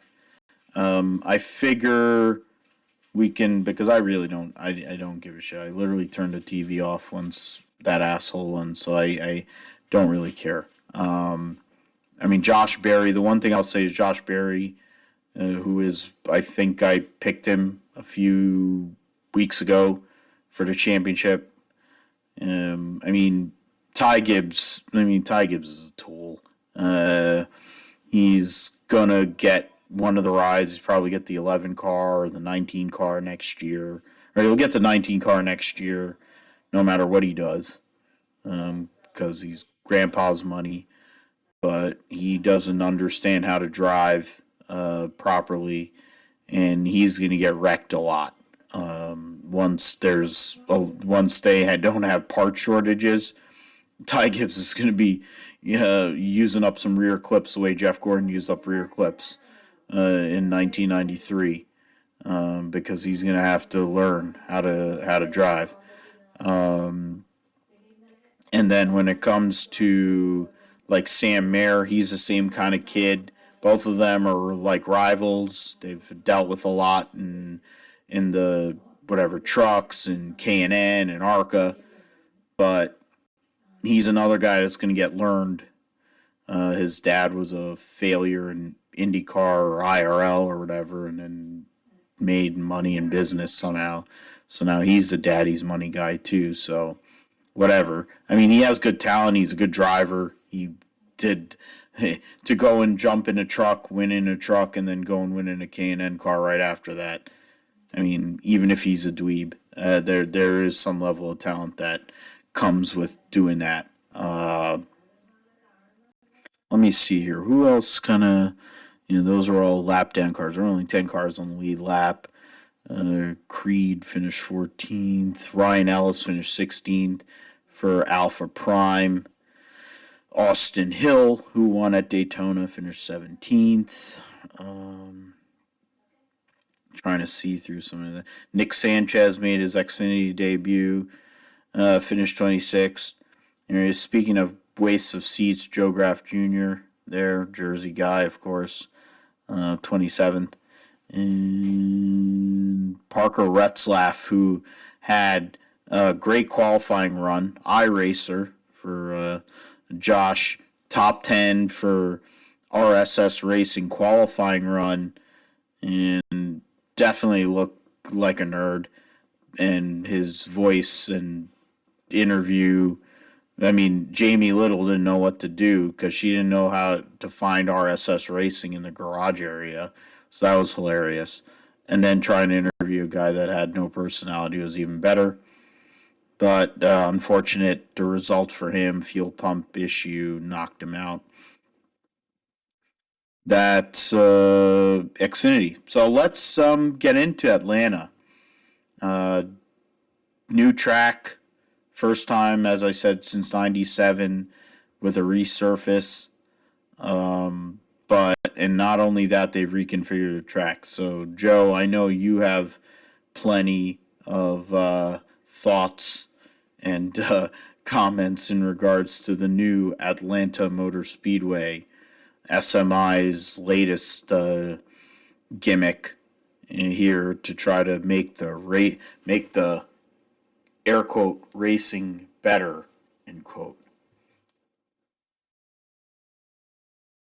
Yeah, so right from the very beginning, as soon as they announced this, I really didn't know how I feel about it. I had some pretty negative feelings, but as always, I kind of just gotta wait and let it play out first before I really make any good impressions or bad impressions rather. I'm very skeptical with Cup especially. You have a new car. And this track, I know a lot of people were going to have the Larry McNuggets on the broadcast. Threw all that crap out the window, honestly. This is a new car. As far as I'm concerned, it's a new track. 4 degrees more banking in the corners. So you're going from 24 to 28 on either end of the racetrack. It's much thinner on either end of the racetrack. You're only about 42 feet wide from the time you enter turn 1 to the time you get out of turn 4. And then once you get back onto the front stretch, it's still the same front stretch, still really wide, I think 52 or 54 feet. So, you're going to have a lot of trouble is going to ensue going into turn 1, as well as probably coming out of turn 4. I expect those 2 places to be the trouble spots across the board in all the series. Now, the difference with Cup as opposed to Xfinity and trucks is not just the new track, but the new car and the package that car is running. So these new cars, it's going to be the first time that anybody tries out this new car on this surface at this racetrack. And you're also talking the aero package that they're running. So they are running the same aero package this weekend that they are running at Daytona, as they did in the 500, will be later in the 400, as well as the 2 Talladega races. This is the super speedway package. So, to me, that's where a lot of concern comes in. Bob Pockrass, I follow very closely on Twitter, has some good nuggets for when I can't be at the racetrack. So essentially, there's going to be a double yellow line rule this weekend. You will not be allowed to go onto the apron to make any passes. Not that you can in the corner anyway, but mostly for the back stretch. I don't know if the front stretch, if they're going to put down a line on the front stretch, or they don't want you to cross below it. Given that section of the track is wider, I could very much see it happening. But if you go below that on qualifying day, you're going to be disqualified to start at the rear. If you make a pass below it, you're going to get a penalty. So we really are shaping, in my opinion, for a Daytona or a Talladega race here. That's what we should expect. We should expect pack racing, cars drafting, bumping, very close together, probably see a big one. This is going to be a small scale Daytona Talladega. And this is also a test, I think, for NASCAR. This is going to be NASCAR's indication, can we transform some of these boring 1.5-mile tracks into more exciting racetracks? Now, I have to admit, I liked Atlanta. I thought it was one of the more exciting 1.5 miles. There's a different 1.5 miles, a sister track. Its name is Texas, that they really need to do something with before they touch any of the other 1.5 miles. This is really a test more than anything. To me, I'm not going off of any past statistics, any past this, any past that. I don't care that Kevin Harvick's won there before. It's not the same racetrack as when he won. I don't care if you've wrecked out 5 times at that racetrack, because it's not the same racetrack anymore. There's nothing about the Cup race from 2021 that I expect to carry over into 2022. It really, to me, it just, it's not there. The other thing I'm going to be taking a look at, and I know we briefly talked about this online or off air, was the drafting. It was very easy for cars to lose the draft at Daytona during the duels and during the Daytona 500. You lost the draft, man. You better pray for a caution because there's no shot in hell you're catching back up to the lead pack. So it'll be interesting to see. This is a much smaller racetrack. Are drivers going to lose the draft as easily? If they do, how long is it going to take for them to get lapped? What's the pace difference going to be between a pack and maybe just a single car or 2 cars or 3 cars? So there's a lot that I'm watching this weekend, but it's not because I'm looking at the past, at statistics. It's because I'm looking at the future of what is going to come based off of what we see this weekend. Xfinity and trucks, for the most part, we know the vehicles. The vehicles haven't changed any. The drivers, for the most part, haven't changed any. But there is still some similar sentiment. It's a pretty brand new track. For them, I think you're going to find more similarities between past races and what we're going to see this weekend. They're not running a super speedway package for Xfinity and trucks, so I do expect cars to get a little bit more strung out. But for them, it's a brand new surface. Typically, I feel like the first few races, maybe the first 2 to 3, even sometimes creeping into the 4, usually those first few races on the repaved tracks, there's a high amount of tire wear. So I would imagine that this holds, that there may be a very high level of tire wear that we see across the board in all the series, which is another worry. People start blowing out tires. So there's a lot of unknown, but I would say at least for the trucks and Xfinity, you can probably expect the same players to be up front. In Xfinity, call like JRM and Gibbs, and in trucks, you'll probably see Zane Smith at the front, the Thor Sport trucks, KBM, all the regular suspects. Cup, I don't even know. I don't have any predictions for Cup. We're going to have to make predictions here in a second. I'm going to give you a little bit of time to think about it. Before I give my thoughts on Atlanta, Josh, what are you thinking in regards to this new racetrack? I'm not sure if you've been able to race on it on your end, but so what are you thinking in regards to the Super Speedway package with the Gen 7, the next gen car, and then what we'll have on this triple header weekend at Atlanta Motor Speedway? Yeah, I think for me, I haven't been able to try it on iRacing yet because they haven't released it on iRacing as far as I know for this new version of Atlanta. But I mean, we've seen some of the previews from it from last summer. They did, I guess, test out what it would look like on iRacing, and there's some clips there out on social media and on the internet.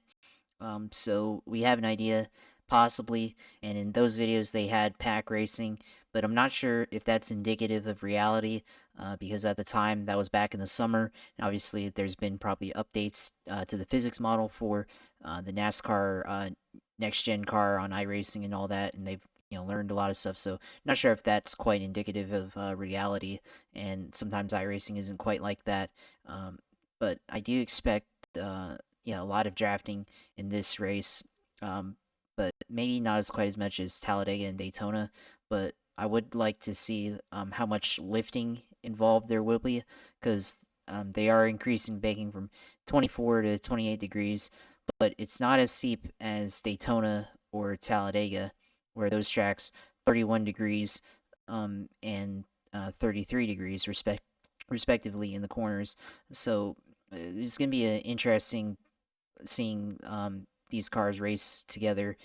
If they get separated, do they get a little bit strung out? Like they have mini packs, say like you have a pack of like 5 to 6 cars per pack in a field. Do we see something like that, or is it going to be all flat out like 3 wide racing, like what you see at Talladega, and you have like the top 20 all grouped together in one pack, just drafting together?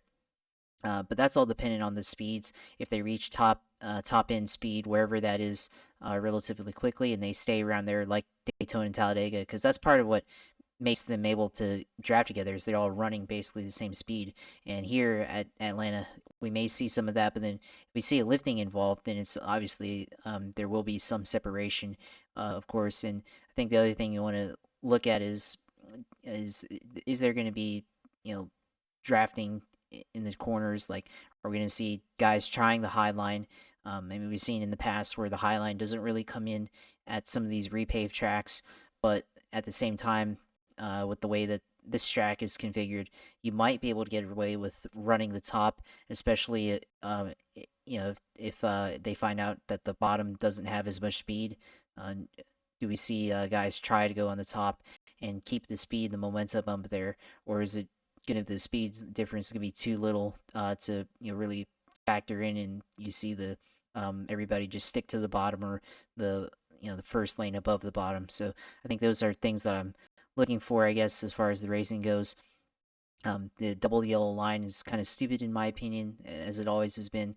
I've hated that rule pretty much since I knew what that was, and first starting watching NASCAR racing, and I've never liked the idea that they have an artificial out of bounds line that basically puts everybody into a box and causes the big one to happen at these racetracks. And it basically, like, in my opinion, if it's paved, it's fair game. You should be able to pass anywhere on the racetrack where it's feasible. I mean, it's not the same as the track limits rule that we see in F1 or IndyCar or anything like that.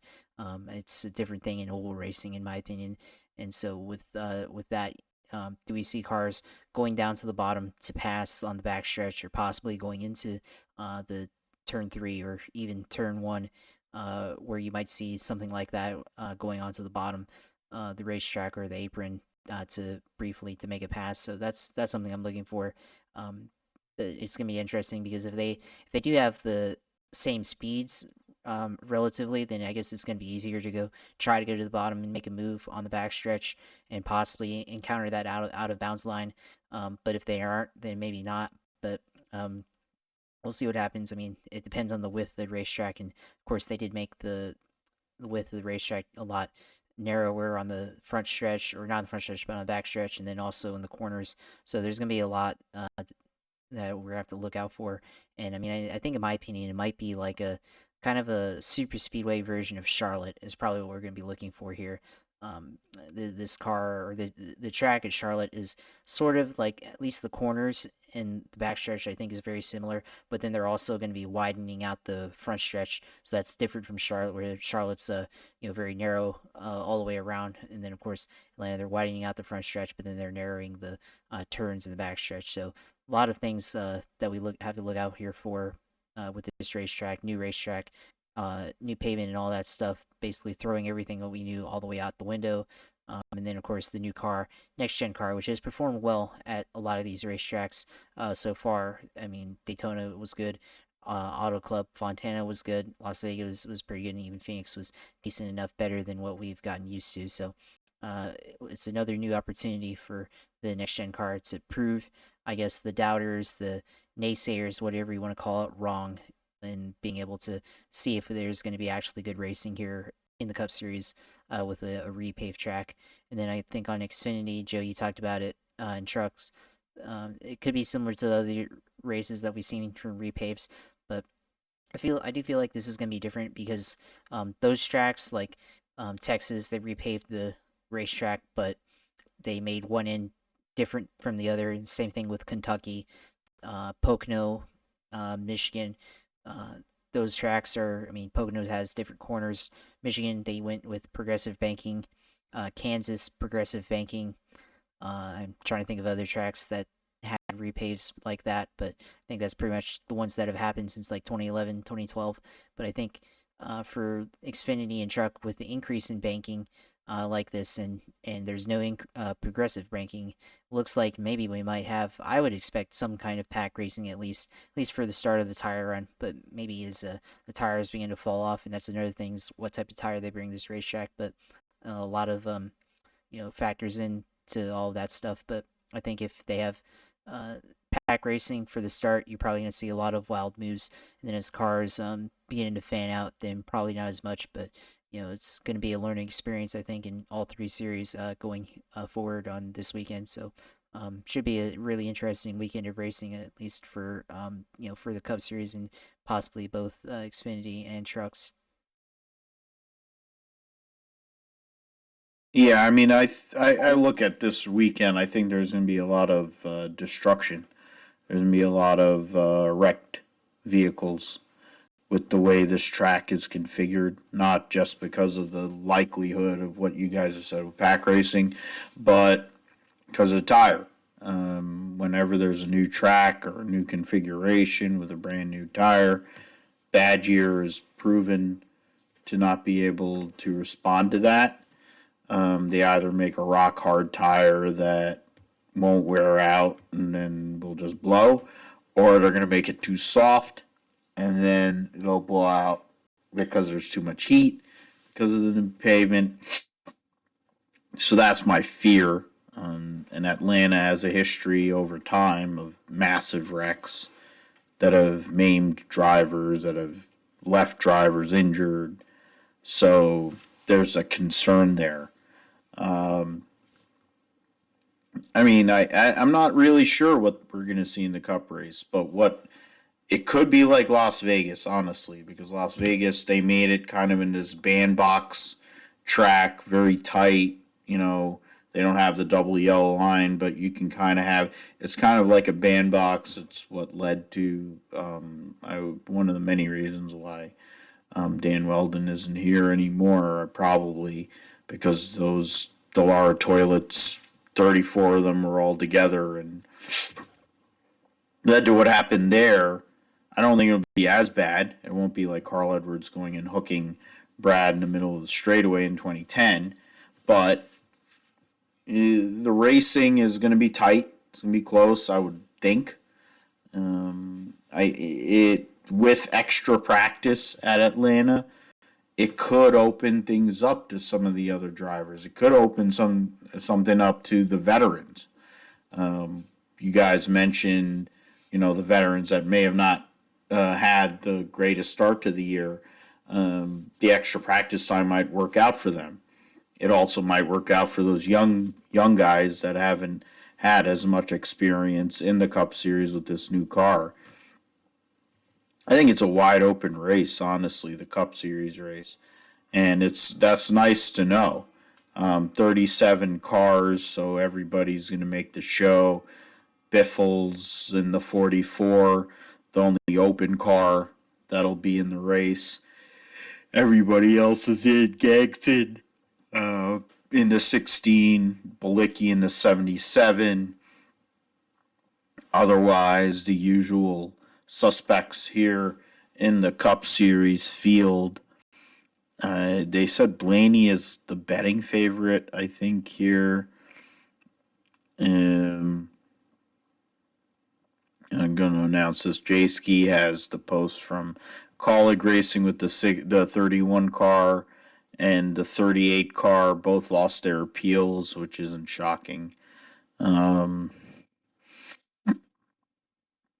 That's a 4-race suspension for the crew chief and was it the wheel lost the wheel. Yeah, if you lose a wheel with this new car, you're gonna lose your crew chief and the tire changer and the tire carrier for 4 races. Let's just put it out there. That's what's gonna happen.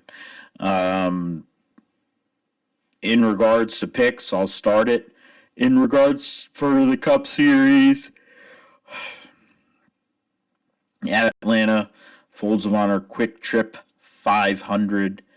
I will go with. I'm going to go with Martin Truex Jr. Start of the season hasn't been the greatest, but he won both stages at Daytona and didn't have the finish he wanted. But I think this is his kind of track, even with the changes. Him and James Small have extra practice. They'll be able to go out there and get that W. My wild card selection. I mean, it's hard to say it's a wild card selection because we mentioned this earlier in the race or earlier in the show. Um, I'm gonna go and pick Tyler Reddick to get his first career win. I think it's a opportunity race to go and get that first career win. Truex and Reddick are my choices. How about you, Josh? Yeah, I think for me, this race is going to be really interesting. I mean, I have to look at uh teams or drivers that are really good at pack racing, but then also seem to benefit from repaves. And for me, I'm gonna go with Austin Dillon. Since I guess a little bit out there, but he seems to be good at pack racing. And I feel like he might be a driver that if they stay out on tires at the end of the race, he might be a driver that's going to be up there and can certainly fight his way into the lead and then figure out a way to stay ahead. Kind of like going back to that one victory he had at Texas back in 2020. He was able to stay out on tires and managed to steal the win there when he wasn't in the lead the whole race. And so I feel like it might have a similar ending to that type of deal there. And then I think as a wild card, I'm gonna go with Bubba Wallace. Just you did really well at Daytona, and we're expecting with Atlanta possibly being similar to Daytona and Talladega. Bubba Wallace is certainly a guy who knows how to get it done on the super speedways. So why not at the Atlanta mile-and-a-half track that's gonna race like a super speedway. And then also for me, we talk about this algorithm. I think the algorithm here on the GSP might be a good idea for Atlanta in the Cup Series. We'll save it for Xfinity and Truck, but we'll go ahead and use it. And I went ahead and ran it, and it says that Chase Elliott and the number 9, the hometown boy, going and winning out. Oh, there you go. So there you There go. you go. It Josh, has you just been- got a lot more popular with a lot of people. Well, Yeah, I mean, this is going the to YouTube, point so is- we're gonna get real popular real quick. Well, yeah. The point is, the video feed now is all on Josh. To get it out there on YouTube, you can go because it's on before when we were on Zoom, it was on my personal YouTube page. But the fact of the matter is now that Josh is in control, he's in control of the video. Baba Booey, because the way that I post this show at times, I'm like a Baba Booey. I'm the executive producer, and so the audio is on me, but the video is on Josh. So I'm pretty sure he'll get it out way before me. Joe, what are your picks in regards to the Cup Series race? I gave you plenty of time, and we've had plenty of time. You did. to- So, in my 5 seconds of thinking, or 5 minutes, I almost do want to favor Blaney. I feel like at these pack style racing, Penske does very well. We saw Penske do almost a 1-2 earlier this year at the Daytona 500 with Cindric, of course, winning and Blaney coming up just a few cars short after kind of getting to the wall there, coming to the start finish. I could very much see Ryan Blaney doing well. And that he doesn't even have anything to do with the fact that he won the spring race last year. It's completely separate. He's somebody who, again, the Fords, they run really well in these super speedway packages. We saw it earlier this year at Daytona. This has been something that even going back to the Gen 6 car with this package, they've run very well. They've been very strong, especially with Team Penske. So he'll be sort of my favorite pick. And then, as, sort of an underdog, I don't really know. I was actually, funny enough, you guys hit the two that I was kind of deciding between Reddick, where I think his aggressiveness could help him, especially if it comes down to a late race pass or a late race restart, his late race aggressiveness could really help him and benefit him in throwing off his competitors. But also, Josh, you hit the other one, Bubba Wallace, who does so well at that pack style racing. We saw him finish with the win at Talladega last fall, and then finish just about yay short of a Daytona 500 win this year. So I'm out of those two. I'm actually going to favor Bubba, just because he runs so well at these types of racetracks. Assuming, of course, that we don't involve any of the lifting or the tire wear or anything like that. You just want to talk about the plate tracks essentially.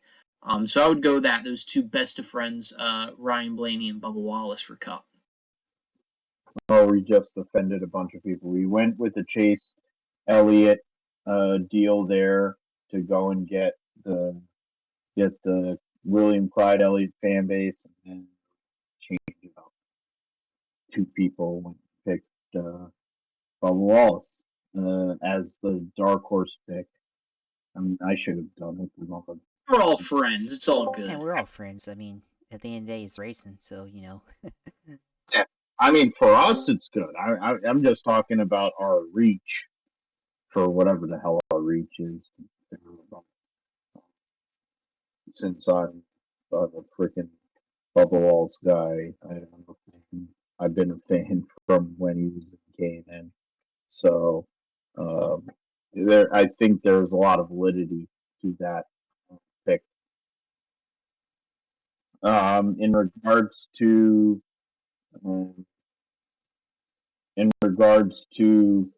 the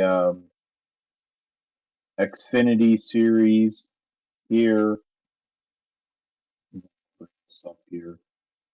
the Xfinity series race, and I'd say I like that. I think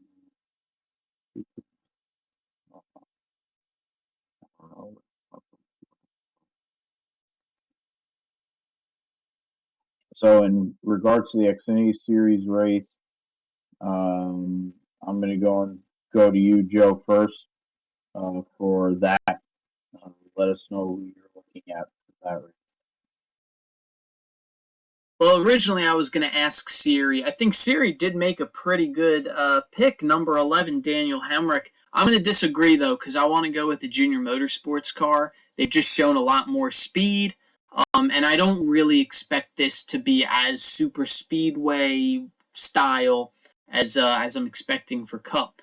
So I'm going to go with the guy who won last week, Noah Gragson. I know that probably hurts you a little bit, Phil, but he's just had the best cars all around at 3 or 4 rather very different racetracks. So I don't see a reason why he can't make it 5 very good runs at 5 racetracks.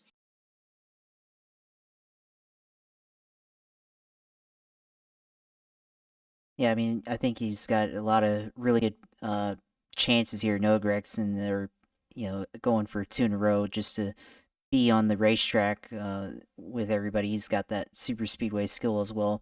Won at Daytona back in 2020, and certainly has the ability to put it up front at these type of racetracks.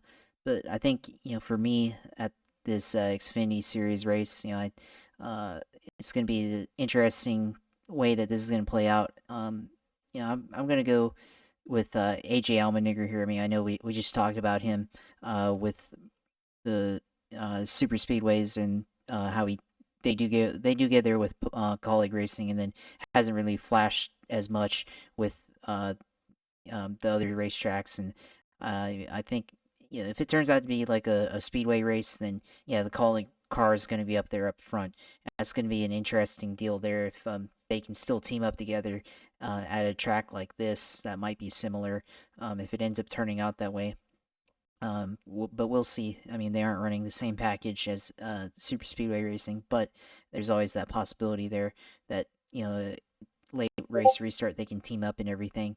But yeah, I think he could have a chance there, and he did win in the past as well back in 2020 at this track, albeit that was when it was not repaved and it was still very, very worn out. So I think Allmendinger could have a chance there. I mean, also look for somebody like Ty Gibbs be up front probably. Guys like Josh Berry could end up being in the top 5. So a lot of solid picks here so far in the Xfinity series.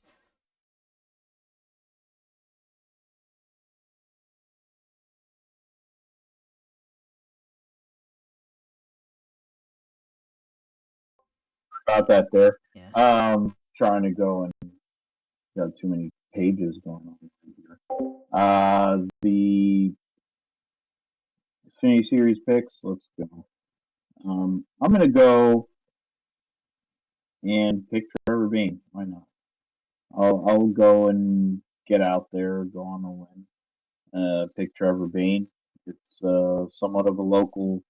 That's one of his local closest hits that he's going to get. I mean, he'd probably run National Super Speedway, but for him to win, it would be a good win for him. In regards to a wild card choice, 43 drivers, 38 spots, so there will be some people getting bumped. And I think there will be a lot of nervous people between the Jesse Rugi, Loris Henzemans, Brennan Poole contingent for the people that are fans of all of them. Dylan Bassett, another one. Those are a few people that will have to probably sweat to go and make this race.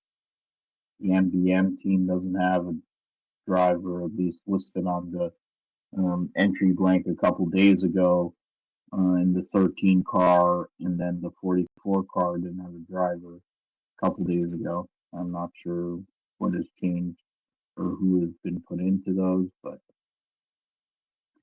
in regards to a wild card pick, I'm going to go and say Sheldon Creed. And him and Jeff Stankiewicz have won in ARCA. They've won in trucks. And they've struggled so far this year in the Whelen Chevrolet number 2. But this is an opportunity. It's one of the longer races that they have in the Xfinity Series. And they'll have a couple of chances to adjust. So this might be an opportunity for them to go and get that first win here in the Xfinity Series. Truck Series race, which will happen earlier in the day at Atlanta Motor Speedway, the FR8 208. That's interesting. Race distance, which will give 36 trucks for, I think that's what, 36 for 32? Is that what that is in the truck series, or is it 36 for 36? I believe it's 36 for 36. Okay, so, all right, thank you for that. Nice is going to run a truck for Ross Chastain. Why not? He's probably the best driver Nice has ever had. He'll be running a number 41 truck. Brennan Poole's running for G2G Racing.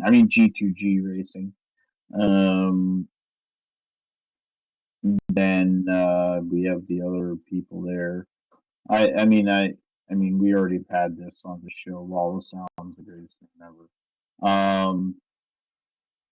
People don't know how the hell that's an actual name. Yeah, I don't know how that's an actual either.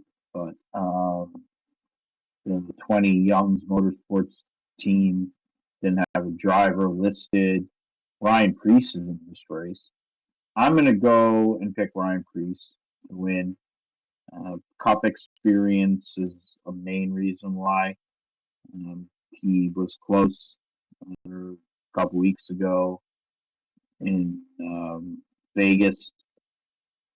I think he goes and finishes the job this coming weekend at Atlanta.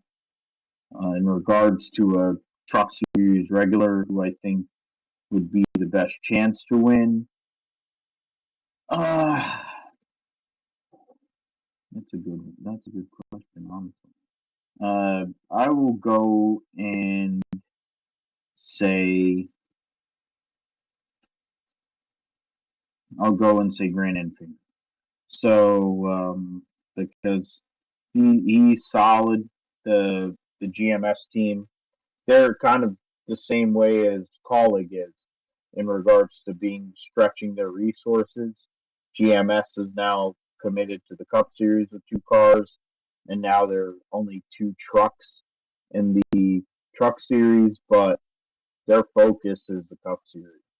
But I do think Grant Enfinger Hunter is going to be able to impose his ability and whatever they have there. It might be a spot here at Atlanta Motor Speedway here this weekend.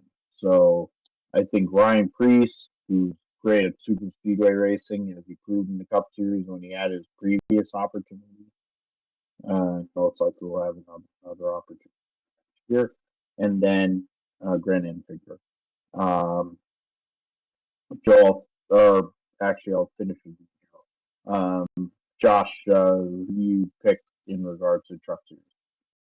I mean, yeah, there's a lot of ways you can go with this the truck series. This is really going to be a top heavy race, I feel like, and you could easily just go with John Hunter Nemechek. I think probably that's actually that's who I'll go with, John Hunter Nemechek. This looks like this will be a race that the top teams in the series are going to dominate, and I definitely think the 4 probably will end up being there up front for a lot of this. But there's also Chandler Smith is in this race as well, and he won a couple weeks ago back at Las Vegas, and I think he might be coming on in the truck series, especially with Kyle Busch owning the team and being teammates to John Hunter. But I think overall, this is probably going to be a John Hunter type of race where he just dominates the whole thing for the most part. But I look out for other teams or other drivers that could possibly contend up there. You've got Ross Chastain driving for our friends. Well, he's not driving. Yeah, he's driving for Mark Cram. So this is the Dawson Cram truck, normally driven by Dawson Cram, our former guest of the pod back in 2020. But Ross Chastain in the 41, that could possibly be a wild card. He's won before, obviously, in the truck series, and that's where he made his name before he got into Xfinity and then eventually Cup. Could be somebody that ends up being in the top 10 or the top 5 at the end of the day and give those guys a good run for once.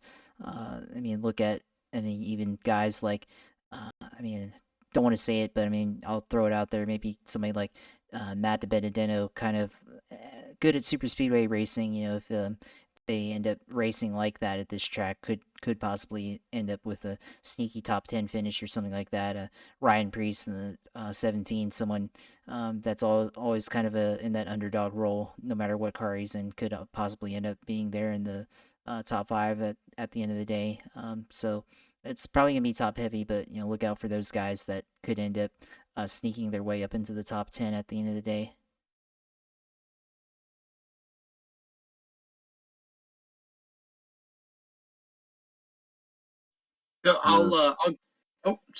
I'll go directly off that. So I think for the most part, you guys have hit most of the major players. I do expect somebody who's run in Cup before probably to go out and win this, if not John Hunter. Really, the 3 I'm looking at are John Hunter, Ross Chastain, and Ryan Preece. I think those are going to be your big 3. But just for the sake of being different, I'm not going to pick any of those 3. I actually want to go with Zane Smith as my pick. Zane has been really impressive so far this season. Opened up the year with a win at Daytona, was in the Final Four the past 2 years, and then on top of that had a really good showing at Las Vegas despite getting some early damage. And then, of course, he was penalized, so I don't think the finish counted. But, overall, his performance this season so far has been very impressive, and I'm very intrigued by that. And I think this, with the trucks, they have lower horsepower. They flat-foot it at a lot of the 1.5 miles. So I could see some pack element coming into play. And if that's the case, I think, we can definitely expect the 38 truck to be competitive in Zane and his pit crew, as they've shown to be over the past few weeks. I think that one may be a little more far-fetched given just the star power that you have and the experience that you have with Preece and Chastain and John Hunter Nemechek. But I would really look for the 38 to spill something over on Atlanta. And it would make sense because they have the Cup experience. They might be able to get some data over from the Cup side to the truck side for whatever that might be worth. they're David Gillen racing teams, so they're going to have multiple trucks. Priest and Zane Smith are basically teammates. They may not want to say it, but that's what it is. And then you have the Front Row Motorsports with 2 cars going out there and having data as well. So there's a lot of transfer there. Zane Smith showed his strength, 2-time runner-up in the truck series as a full-time competitor, driving the 38 car, trying to angle towards going to the Cup Series here, probably taking over McDowell's ride next year. Or, of course, Todd Gillen probably goes up to that. But, Zane Smith, 38 truck, or 38 car with his sponsorship. All good picks here. On that note, Joe, let us know where we can follow you. Let us know where we can find your work, because your knowledge and your expertise and just the breadth of knowledge or breadth of everything you give to our show is a great energy here on the GSP. We always appreciate your hits on here all the time. So where can we go and find you and get your work? Sure. So follow me on Twitter. That's for sure where I'm most active. As you know, I'm sort of midweek, not been super active, but for now, definitely on race days, I'll be active over there, tweeting about the races, things I'm noticing. I have my famous stage point updates. That seems to be what garners me the most attention. So you can follow me at Passero Jr. That's PASSEROJR. I have a lot of fun with Twitter. I've been interacting, especially this past few weeks, with a lot of great people, and of course getting to come back on the show is always a lot of fun. If you're not watching the show and you're not following me on Twitter, you can also find me at beyondtheflag.com. It is a fan-sided, owned, and operated website. I post about once a month, sometimes twice a month over there. Just published a new article, like I said, about first-time winners, where and when we'll see the next ones. So go ahead, take a look at that. That one's brand new. And just want to say to you guys again, thank you so much for having me. It's always fun to come on here and talk racing and shoot crap with you guys. So thanks for having me. I really appreciate it.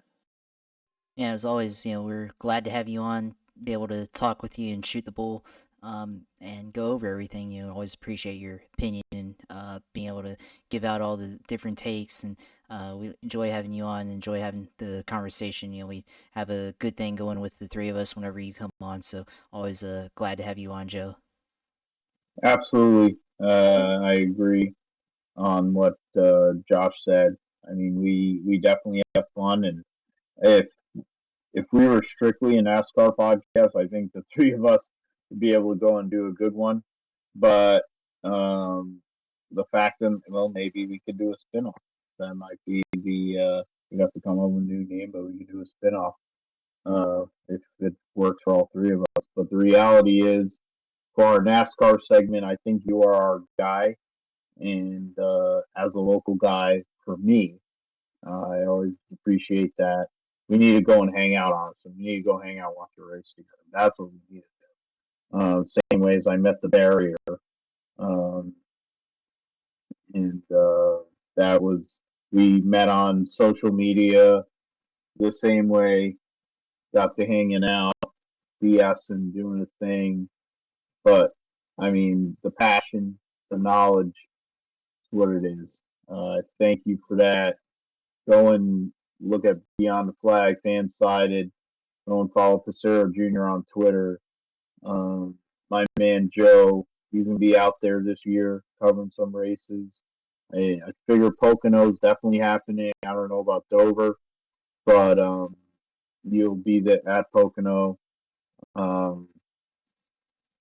It's a great experience there. It's one of the best places to go and cover races. That's my bias. But I got to cover NASCAR and IndyCar there. They have great people It's very, very fan friendly. So looking forward to that. I'm pretty sure we're going to have you on here before your hit at Pocono. We might go and give you a little. I'm sure we'll have plenty of hits here because it is March and it's July by the time you get to Pocono. So you'll probably be on here a few more times before that. But thanks a lot, man, for coming on again to the GSP. Yeah, no problem. And excited Thanks. whenever there's interesting action when it doesn't involve me getting loaded and my favorite driver. So Yeah, once again, thank you. At this point, I know you guys still have probably a few things you got to hit. I do just want to hit one IndyCar point before I head out. Jimmy Johnson this year, heard he's running some oval races. He's got to do much better. He's got to do better on the ovals. They'll ridicule him if he doesn't do well on the ovals, given that that's the racing he comes from. But also, good to note, I think I said this actually at the top of the show, Texas, they've been laying down that grip compound. And last year, it really killed the performance of the Indy cars. I didn't watch the race. I saw highlights, and I saw, I guess they slip and slide a lot. There's not a whole lot of grip for them where they've laid down that resin and the PJ1. So, we're talking now the long-term effects of this grip strip, this PJ1 that's on the track, actually damaging the track and damaging different forms of racing. So I know you guys have better insight on that, but who knows? Maybe that's something that plays to Jimmy's advantage because he knows a little bit more about it than some of the other guys. But on that note, then, I will be heading out. So thank you guys so much for having me on again. We will connect soon, and as you said, Phil, I'm sure I'll be back before Pocono. So have a good night, guys. Yeah, appreciate you. Always glad to have you on. Yeah, we'll let you go ahead and get out of here now. yeah, we've ran plenty along here. So thanks, Joe. I mean, yeah, we're gonna talk about Jimmy Johnson and the ovals here and in IndyCar and here shortly. But Josh, I'm gonna throw to you in regards to our Formula One. It's 2022, brand new season, uh, brand new cars here in Formula One, first time since 2014. And initial pace shows certain teams that haven't been up there in a while are up there. But, our Mercedes sandbagging, I mean, Racer.com put it out there, Chris Medlin, is Red Bull, I would venture to say is Red Bull sandbagging with their car. Or what are we seeing here? What are we going to see here? We're going to have two races in a row. We're going to have Bahrain this week, and then we're going to have Saudi, the shitty Jeddah circuit that they had last year, which had plenty of controversy and increased my blood pressure very high in regards to some of the shit that happened in that race. That'll be the first two races of the year. What are we supposed to expect here?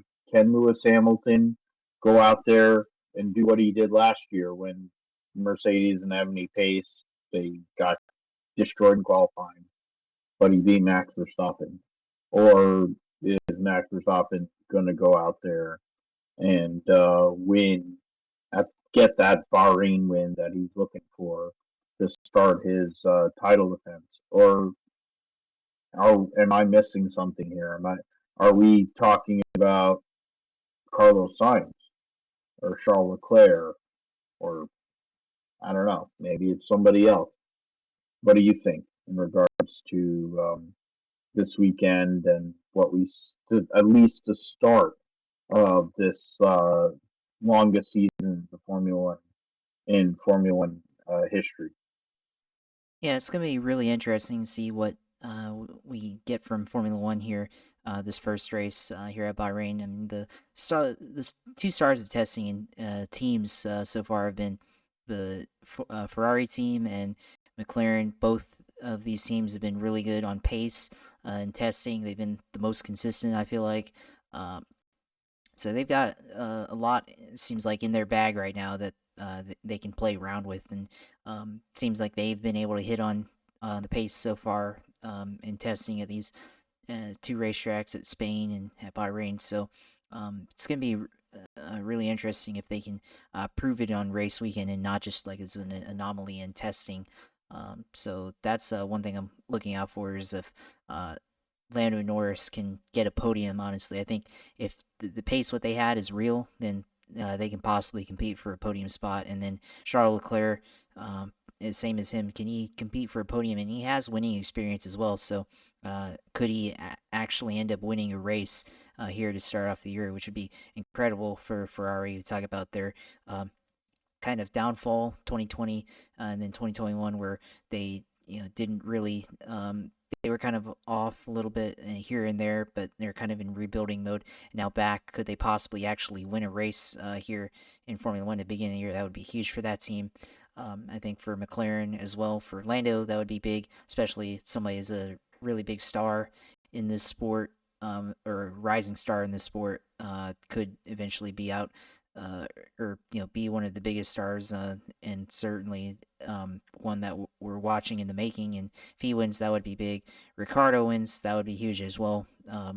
He's already a big personality. It could happen. And then Carlos Sainz, somebody that's could be a really good teammate to Charles Leclerc. Could he win? A lot of things in play. Mercedes, I mean, I don't think they're sandbagging, but certainly their pace in testing is of a concern. They're trying out a lot of different things, especially with the side pod. That's very different from a lot of the teams. So would look to see what happens to them as they come out and go out into practice. I think we're looking at somebody that has a lot left to prove. Lewis Hamilton trying to go out and win the championship after what happened last year. Could end up being there, but obviously we're gonna have to work out some of the kinks in this new car. So I mean, I definitely think they'll be up there, but I'm not sure if they're gonna have the race-winning pace. Like, I feel like that could happen with Ferrari. Red Bull, we don't know what's gonna happen with them. I feel like they may end up being up front, but same time, like, they may end up getting points, but it's going to be a disappointing finish, especially to start out the year defending the title for Max Verstappen. I think he, if he doesn't finish in podium, it'd probably be a disappointment. But I think the same thing as well for Sergio Perez. If he doesn't, I'll say top five. If he doesn't finish top five, and if Max Verstappen doesn't finish in podium, I think that would be a disappointing race for Red Bull overall. But there's still a lot of things to consider. I mean, we have yet to go through FP1 and FP2 in qualifying, so I think we have a little bit better idea, especially as they actually unload with their race setup and not what their testing setup is and whatever they're trying to experiment with. Definitely think that they could have a lot to work with. So we'll see what happens. I think one anomaly from testing that that ended up being a surprise was Kevin Magnussen. Obviously, they just announced him to take over the 20 car, or over the second Haas car, and adopting the number 20 once again for him. So it's going to be interesting if Haas suddenly has pace. I mean, they had the fastest lap in one of the practice sessions at Bahrain with Kevin Magnussen. It was very surprising, given that how Haas has not really done anything the last couple of years in Formula One. So suddenly they could be competitive. We talk about this new car maybe balances the field out somewhat, and we see something like that, possibly getting a points finish or something. That would be very interesting to see, I think, with that team, and then maybe some of the smaller teams, or not smaller, but lesser competitive teams like Williams or Alfa Romeo. Could they possibly get something out of nothing in this first race with this new car, with how the racing might end up being, how lap speeds might end up being, and ultimately I think what strategy might end up looking like. So a lot of things that could happen Also, what does teams like Alpine do? They want to take a bigger step into 2022 from what they did in 2021. Does Fernando Alonso, Esteban Ocon, do they finish higher in the points? Can they start out the year with a good points finish and collect points and enter that midfield conversation? We've had teams like Mercedes and Red Bull continue the points battle, and then we have the second tier with Ferrari and McLaren. They might be joining the top tier. Maybe we have some different teams competing in the midfield this year. So that's something to think about with that conversation. And then go back to Lewis Hamilton. What is his teammate, his new teammate, George Russell? What does he look like in this race? Can he finish in the points? Can he challenge Lewis on pace? And can possibly even for position or on strategy? Will they have to be put into a situation where they might have to favor Lewis or George over the other in this race? And that's kind of the thing you have to look out for this year is, does George Russell really challenge Lewis Hamilton, or is it going to be kind of a learning year, or not quite a learning year, but something like where you see flashes of his talent, but then overall he may not be as good as Lewis right now. But later on we know he's the future. So those are things that I'm considering, I guess, with F1 this weekend, which definitely getting excited for. It's the first F1 race of the year, and definitely a good way to start off the morning or afternoon, wherever you are when you watch these races. So very excited to watch the first race of the year, and as they go lights out and away they go, as Crofty says on the telecast, and looking forward to the commercial-free telecast where we actually get good broadcasting for once in racing, unlike what we get in Fox and sometimes NBC. So, what do you think about this, Phil? Yeah, I mean, with this race, I mean, Mercedes for all these years is kind of, I mean, some years they've had the pace right from testing, and some years they haven't. They didn't have it last year, but Lewis won the first race. I think as much as anything, Lewis is in a position that he wants to go and get that 8th championship. And he's going to do whatever he has to do, take his mom's maiden name. So that's going to come up. So he's going to be Sir Lewis Hamilton, whatever the hell, at some point this year. Maybe this year, maybe he won't. Who knows?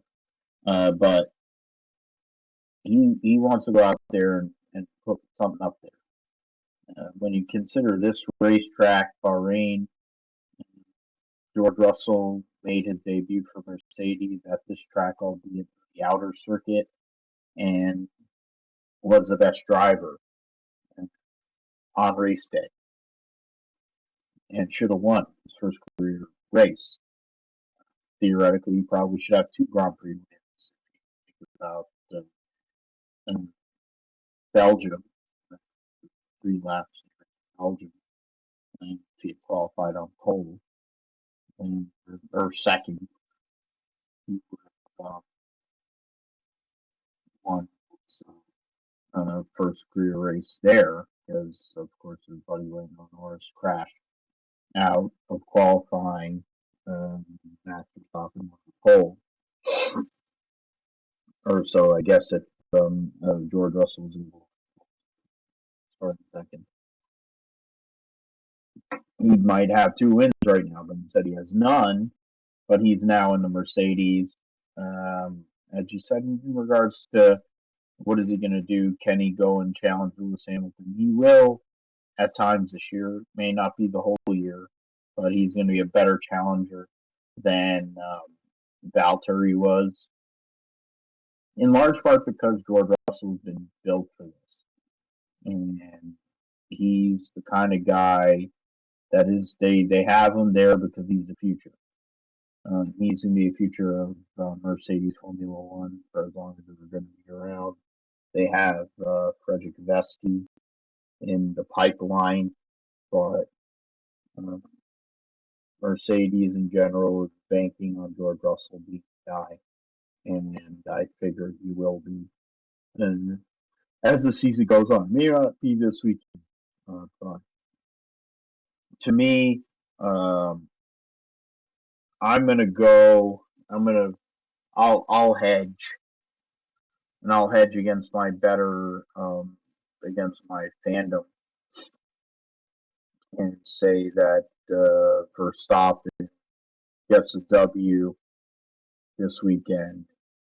My wild card is Carlos Sainz. I think Carlos Sainz is due to have a breakout year. He's been around a while. His dad's a legend. Carlos Sainz Jr. is not a bad race car driver, and this car, the Ferrari, is a good car. It might be the best car Ferrari's put out there in a while. He could go out there and get his first career win, kind of put things on his lid, and here on Sunday, in the first race of the season, and we could have a real interesting conversation starting next week on GSP for sure. I mean, other than that, I mean, the midfield battle, the McLaren Ferrari battle is one thing, but then after that, some of the other teams, Haas showed a lot of speed in testing, albeit they had some extra time, probably had ability to go and manipulate things there with their combination of Mick Schumacher and Kevin Magnussen.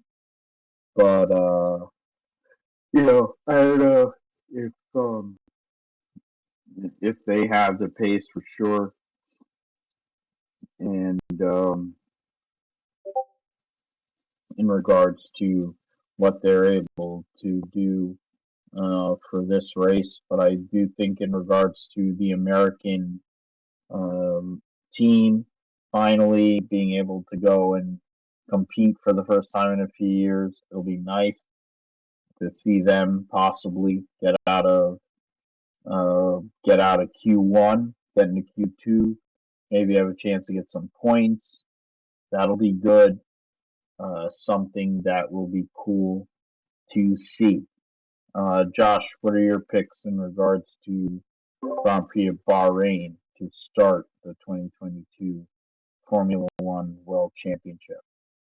Well, I mean, I'm gonna go off of what I said earlier, and I'm gonna go with Ferrari. Actually, I mean, a little bit of change of hand, but that's just really how I feel about this, and we'll see if it actually happens. But I'm gonna go with Charles Leclerc win the first race of the year. Why not? Let's go with La Ferrari here to start off on the first race of the year. What do you think?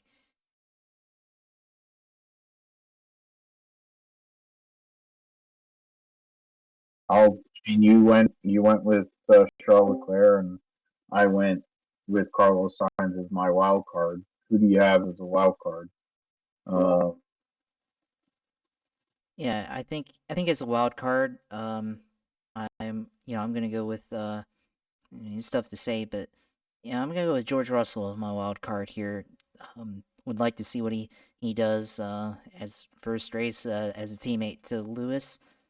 We've seen what he can do in the Mercedes car before. That was an old car, so we'll see how he handles this new car and if he's able to continue to be a good teammate to Lewis. So that's what I'm going to pick for the wild card here at Bahrain. all right, that's uh, hedging with George is not a bad one. To be fair, we will see. We'll talk about it here on episode 106 of the GSP. We are going to transition in IndyCar. Going to Texas, earliest they've ever been at Texas. It's more of a date that's closer to what NASCAR has had over their time, but instead, of course, Texas only has one regular Cup date, and they have the All-Star race, unfortunately. They've always been in June, around after the Indy 500. They moved their date here this year to the second race of the season to kind of fill the gap between St. Petersburg, which was a few weeks early, which would probably be around this time, or had been around this time forever, and the race at Baba. And so there'll be the first oval race of the year will be at Texas. Of course, J.R. Hildebrand will be driving the 11 car for AJ Foyt. Trying to go into paddle or open the future with or without. Yeah, so that's interesting. That's something we gotta look at in regards to paddle award, trying to go an angle towards Formula One or angle towards having some other options in regards to his future. But in regards to the IndyCar series, I need to go and bring up in regards to IndyCar.com, one of the worst websites ever. Trying to figure out, trying to get information, all that. It's just virtually impossible in regards to getting some of the details and stuff. Yeah, and detail. Number 48 laps. How do you not have an entry list here? It's a couple days before the race. I don't understand how that's a thing.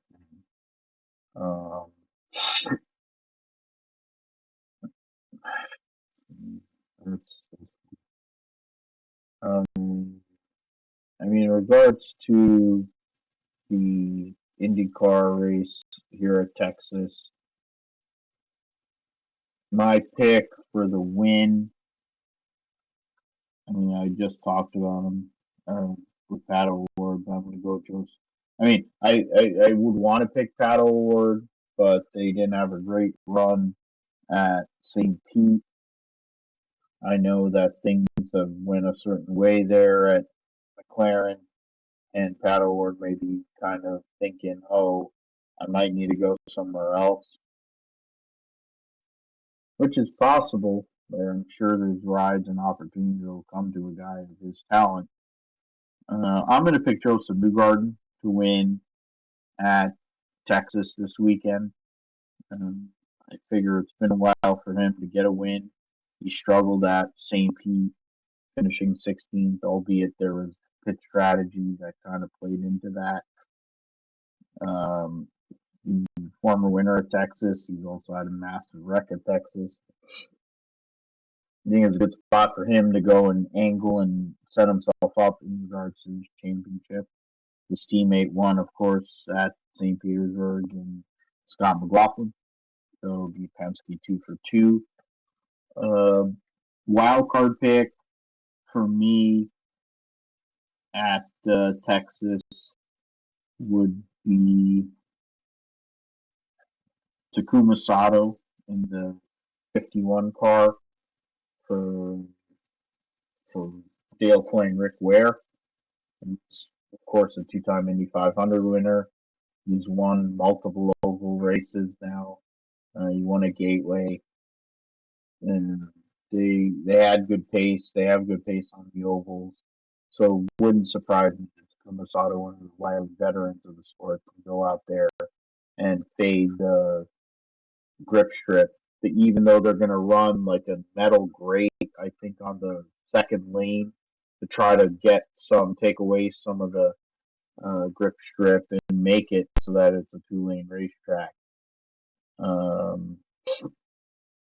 From what I read, Racer and I think Motorsport.com both kind of had that there. They're going to try to go and work the track so that it'll actually be drivable for IndyCar, and they'll have the ability to pass, which is a positive.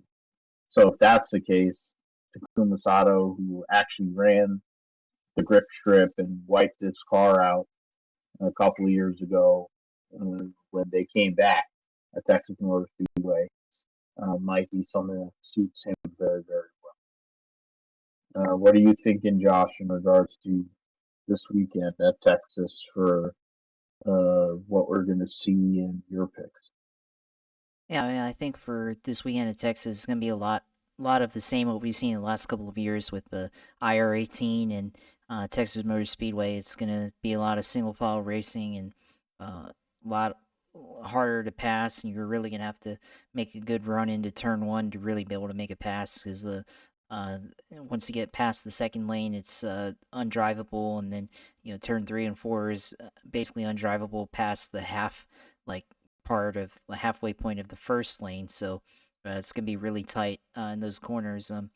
I think I'm gonna be looking for Scott Dixon to win this race. I did win one of the races there last year at Texas. That they had at the doubleheader last year, so look for him to get his first win in IndyCar. Hard to believe I'm saying that, but that is the case in IndyCar lately. First win this season. Since then, I'm picking Scott Dixon, and then as a wild card, I'm gonna go with Scott McLaughlin, which may seem weird because he did just win the first race of the year a couple weeks ago back at St. Petersburg, but hasn't really shown himself on ovals yet. So still waiting to see him on ovals. Had the fastest lap, or one of the fastest laps in testing last week at Texas. So hopefully that carries over for him, and he's able to get a good run there at Texas. And then there's some 7-time champion from some saloon car, stock car, whatever racing series that a bunch of stupid Americans talk about or like. But there's that young old Jim Johnson guy, some guy. We'll see. We'll see what he's able to do, racing full time in a proper racing car.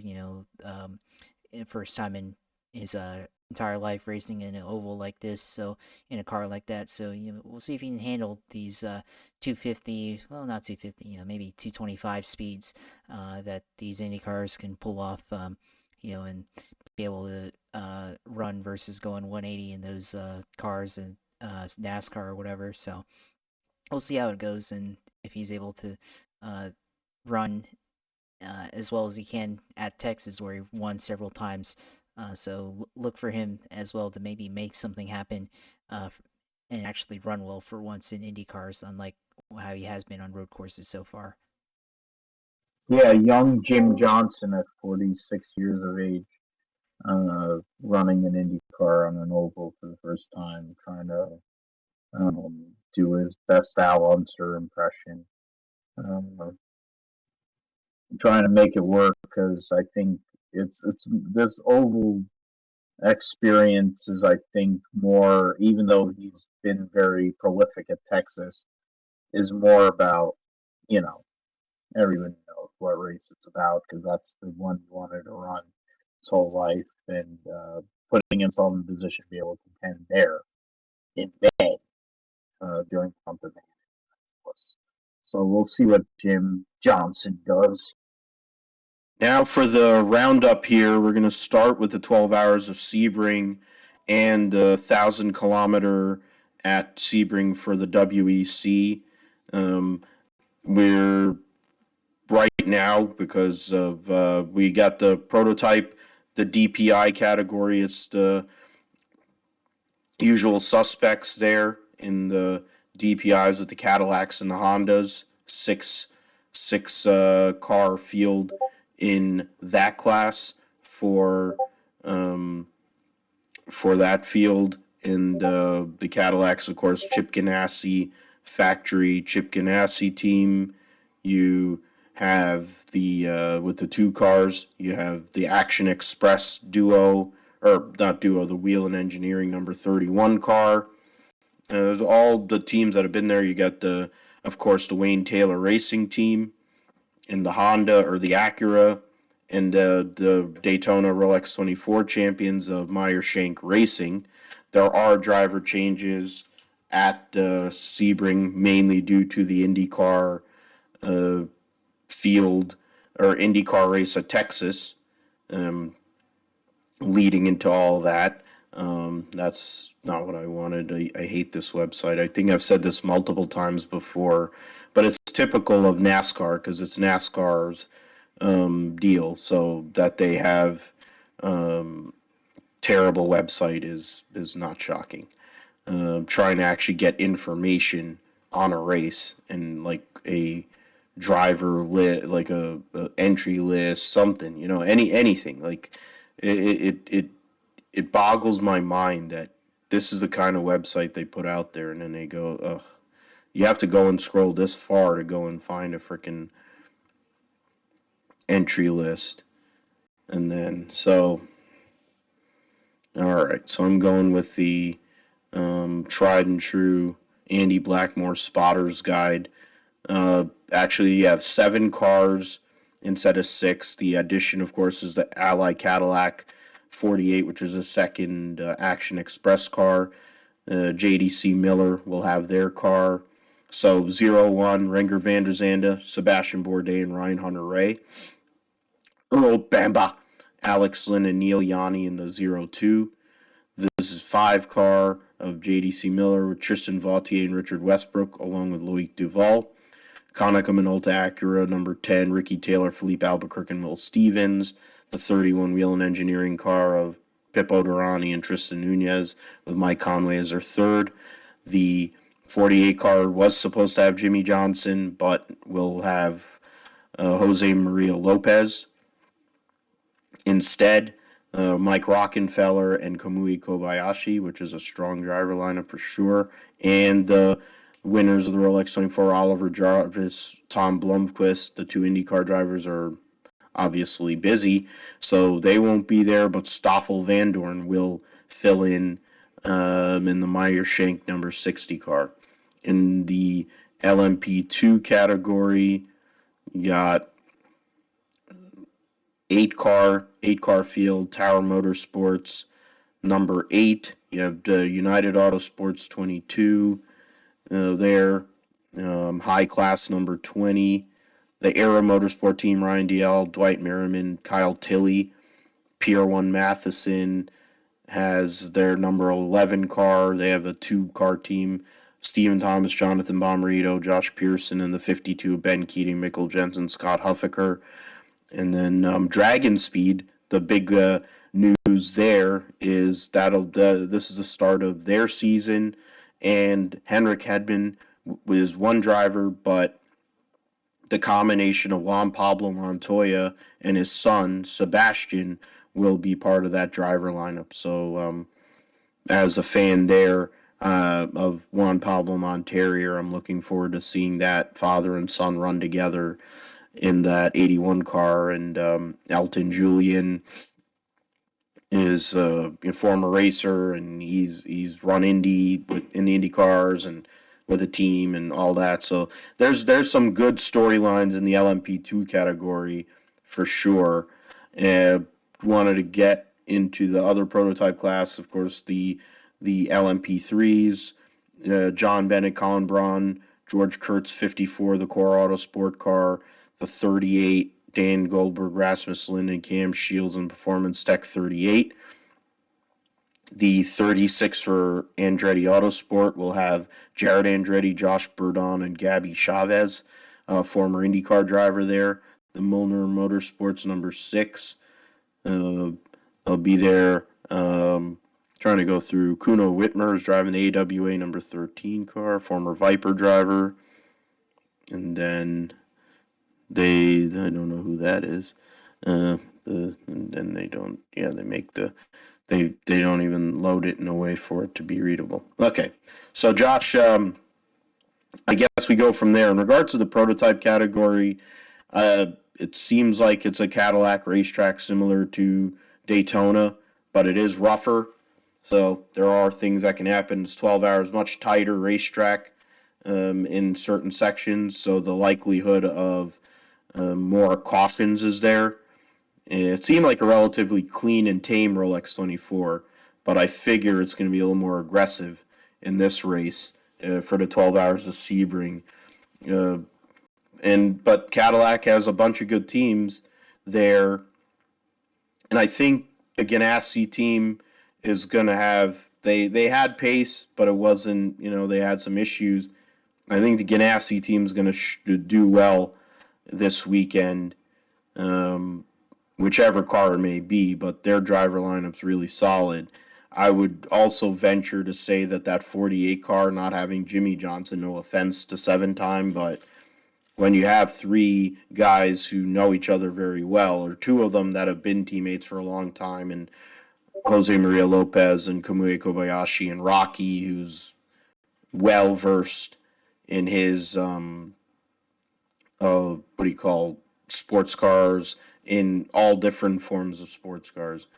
I think they're the definite dark horse of this race in the overall. But I'm in a hedge, and I'll just say Chip Ganassi as my winner, so I have two chances at it. Kind of want to just say Earl Bamba won the 12 Hours of Sebring, but I wouldn't mind if Bourdais and Ryan Hunter-Ray win it either, because I've been fans of both of those guys for a while. What are your thoughts on the prototype categories here for the 12 Hours? Yeah, I think first of all for DPI, I don't think the 48's missing a beat at all without Jimmy Johnson. Of course, that's just more for Jimmy's experience being in the 48 car for these races. So that's only his loss, but I don't think the rest of the team is going to miss anything by that. But I think starting out with Cadillacs, I think they've shown a lot of pace so far. I mean, they've already had practice and qualifying, and the two Ganassi Cadillacs have claimed the Sebring pole or one of them with Sebastian Bourdais. So right off the bat, they've shown a lot of speed. I think this is probably going to be a Cadillac race, and it's a rougher racetrack, and it's definitely a track that requires kind of a balance between handling and performance and horsepower. And I think Acura, I mean, they could have something, when they hit the setup, they're on, right? But there's a setup window with their chassis is pretty narrow, and you need a lower ride height, I guess, than what Sebring would allow for. So when you kind of like consider all of that, maybe the Acuras probably won't be as good at this track than they were at Daytona. And also, it's a 12-hour race, right? It's a shorter time frame, so of course it's also going to be very much more aggressive, and there's going to be a lot more aggressive moves being made, especially to put yourself in position to possibly win the race or get a podium there. So yeah, I definitely think the Cadillacs overall probably will be having a lot better pace throughout the field. And curious though, in the GT categories, with GT LM, with Corvette Racing, if they will have kind of like the same, I guess, if there's like a correlation between Cadillacs and Corvette Racing. Are they going to have better pace overall relative to everybody else? There's a lot of things to look at. How are they going to compete against BMW and Porsche in that class? So there's a lot of things that could happen in this. And then you also mentioned the 1,000 miles of Sebring for WEC, which we'll talk about in a minute. And there's drivers that are going to be doing double duty in that, especially the 48 Cadillac, of course. Mike Rockenfeller, Kamui Kobayashi, and then Jose Maria Lopez. They're driving in both those races, so there's going to be a lot of pressure on both these drivers to be able to, or all those drivers to be able to compete and possibly get a win in both of these races. I mean, they're both pretty competitive cars. The 48's pretty competitive, and then the number 7 Toyota that Kobayashi and Maria Lopez are going to be in, that's a pretty competitive car too. So there's definitely a lot of things that we'll have to look out for in this race, and it's going to be exciting to watch, especially as we go from 12 hours, starting in the daytime, going into the night, and finishing at night. We don't have to go through the endurance like we would at Daytona, and everything. So I think drivers probably be a little bit more fresher, of course, and that also means that there'll be a lot of aggression throughout the race.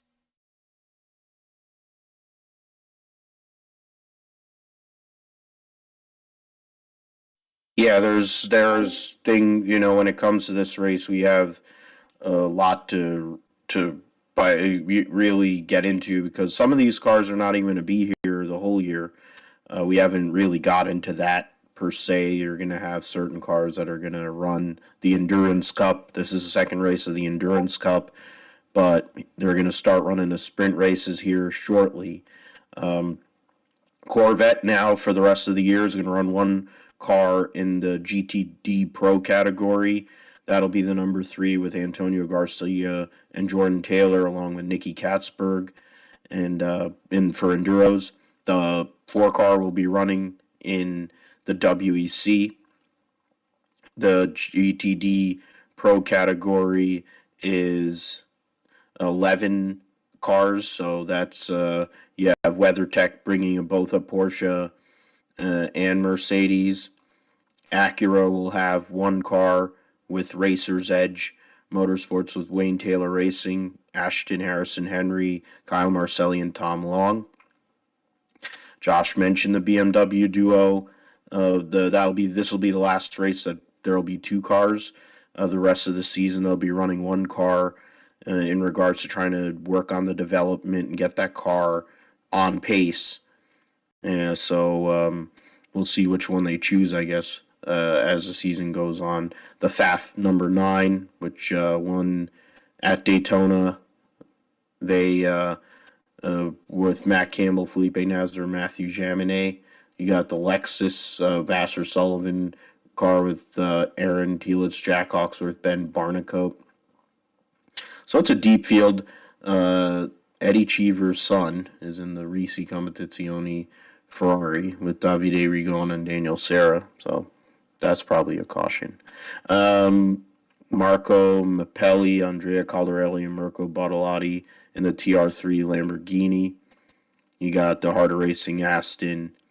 Cooper McNeil is trying to double up to whether he's going to run both the Mercedes and the Porsche to try and give himself a chance to get that Rolex. In regards to the GTD Pro or GTD category is 17 cars, and Paul Miller Racing Jersey base team coming back to the series this weekend. For the rest of the year, they'll be running a BMW M4 GT3. They'll with Brian Sellers, Madison Snow, and Eric Johansson.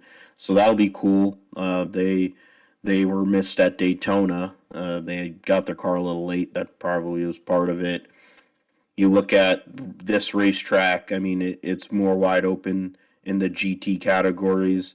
I would think that the Porsches, though, you can't go wrong with Porsche at an endurance race. And you have the Wright Motorsports team with Hardwick, Robichon, and Halen, who did really well at Rolex. The Turner Motorsport team had issues there, but at Daytona, but you know that Bill Auberlin, the ageless Bill Auberlin, along with Robbie Foley and Michael Dinan are a solid team there. I mean, the Mercedes did really well at Daytona.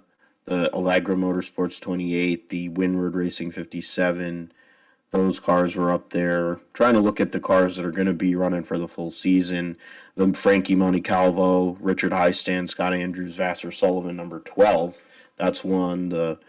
I'm not sure Magnus Racing. I think Magnus Racing is only doing the Endurance Cup.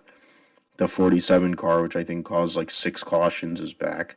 So that's great at Daytona. And Harder Racing has one in each class too. So a lot to go through there. It's going to be a good deep field, and you know it's nice to see at the 12 Hours of Sebring. There were many years where the fields were starting to thin out, and we're losing a lot for 70th annual. I didn't know it was a 70th annual. So there you go. 25 prototypes total, and then 28 GTD cars. So 50 plus cars for this 12 Hours of Sebring. And then when it comes to the WEC 1,000 kilometer, they were running. They are running right now. So the pole position was won by the Alpine Elf number 36 car. The Toyotas actually only qualified fourth and seventh, which is interesting. The Glickenhaus 708 started second. An LMP2 car, the 83 AF Corsa car, qualified ahead of the Toyota number 8 of Sebastian Buemi. Then the United Autosports duo qualified in the third row. The fourth row was the 7 of Kamui Kobayashi. Then the first WRT was Sean Galale, longtime Formula 2 driver. And then we start seeing all the LMP2 cars after that. In 13th position was the Penske Racing number 5. So that'll be interesting to see there how that goes. In the GTD Pro category, or GT Pro category, I think it's GTLM, or no, it is GTE Pro. Sorry, trying to get all the combinations of letters they got going on there. The 92 Porsche on pole, Kevin Estra. The 91 next to him with Jimmy Bruni. The 64 Corvette starts third. Nick Tandy was the qualifying driver. The TF Sport Aston with Ben Keating actually got into fourth in regards to GTs, and of course the pole for GT AM. AF Corsa cars were round out row 12. And then, the Northwest AMR Aston, Paul Dallalana, the Project 1 Porsche there in 26th. 36 cars for this race here at Sebring. And then Josh Pearson, who's running for United Autosports, is 16. Think about this. To be 16 years old, man, and be able to drive at the 12 hours or being at 1,000 kilometers at Sebring. That's pretty epic. Most of us are getting our license at 16. This dude is driving a high performance sports car at one of the most legendary circuits on Earth. Yeah, I wish I was doing that at 16. I mean, didn't even have I had my permit at 16, but I mean, I wish I had that opportunity, but that's definitely opportunity that you have to take advantage of. Oh yeah, and that's something their United Autosport is building him up for sure. I think he's got a future for them for many years in that team. So, look at that. It's a very tight and very tidy event information situation here. LMP, they have classification. I like this website. For as bad as the IMSA website is, I like the WEC website. Going into the classifications, as I said, so it's a French, of course, the Alpine team is all French drivers. Glickenhaus team has Olivier Pla, Romain Dumas, and Ryan Briscoe. The 83, I don't even know who any of those guys are. The 8 is Sebastian Buemi, Brendan Hartley, and Rio Hirakawa. Phil Hansen, Philippe Albuquerque, Will Owen, Paul DeResta, Oliver Jarvis, and Josh Pearson, as I mentioned. That's a United Autosports team. Then Mike Conway, Kamui Kobayashi, Jose Maria Lopez, as Josh was mentioning. For all three guys are going to be racing this race and then jumping into the 40. Two of them are jumping in the 48, and Conway is going to be in the 31. WRT as Sean Galale, Robin Frines, and Rene Rast.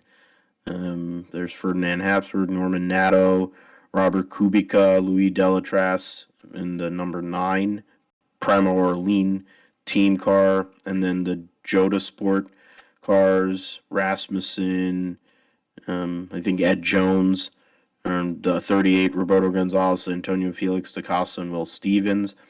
Penske team will be Dane Cameron, Felipe Nasr, and Emmanuel Collard, the longtime veteran sports car racer. 9-time World Rally champion Sebastian Ogier will be driving the Richard Mille number 1.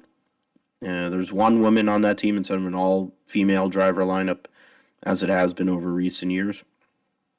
I think Nico Muller and Mike Rockenfeller, of course, another one who's going to be racing both races, running in the number 10 Vector Sport car. And then there's Seth Thomas and Rene Binder, who was terrible in IndyCar. I think it's Esteban Gutierrez. Yeah, so that's for the Hypercar and LMP2.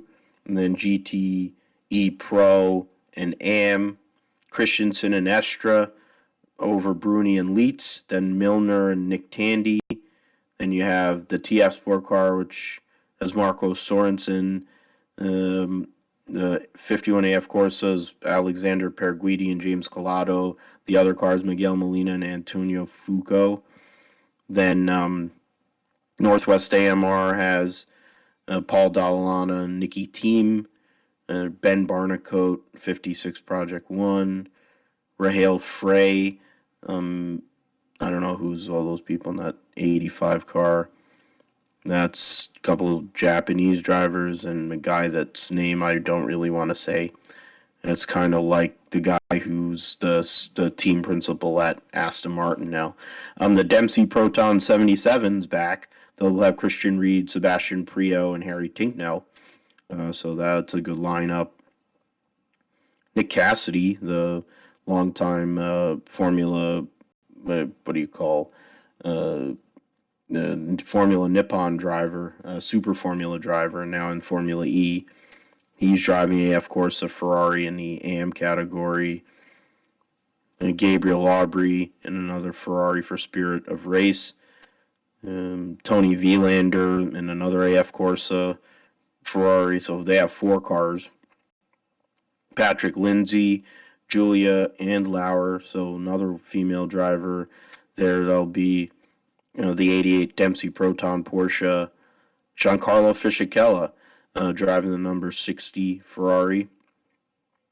So that's those are some of the standout drivers there for the Sebring 1000, and we will give you results of what happens with that in next week's episode of the Grip Strip podcast. Oh, look at that. Jose Maria Lopez demolished his car. So since we are mentioning that, we'll get into that in more detail in the next episode. So not a good start for them in regards to their 12-hour or their World Endurance Championship season.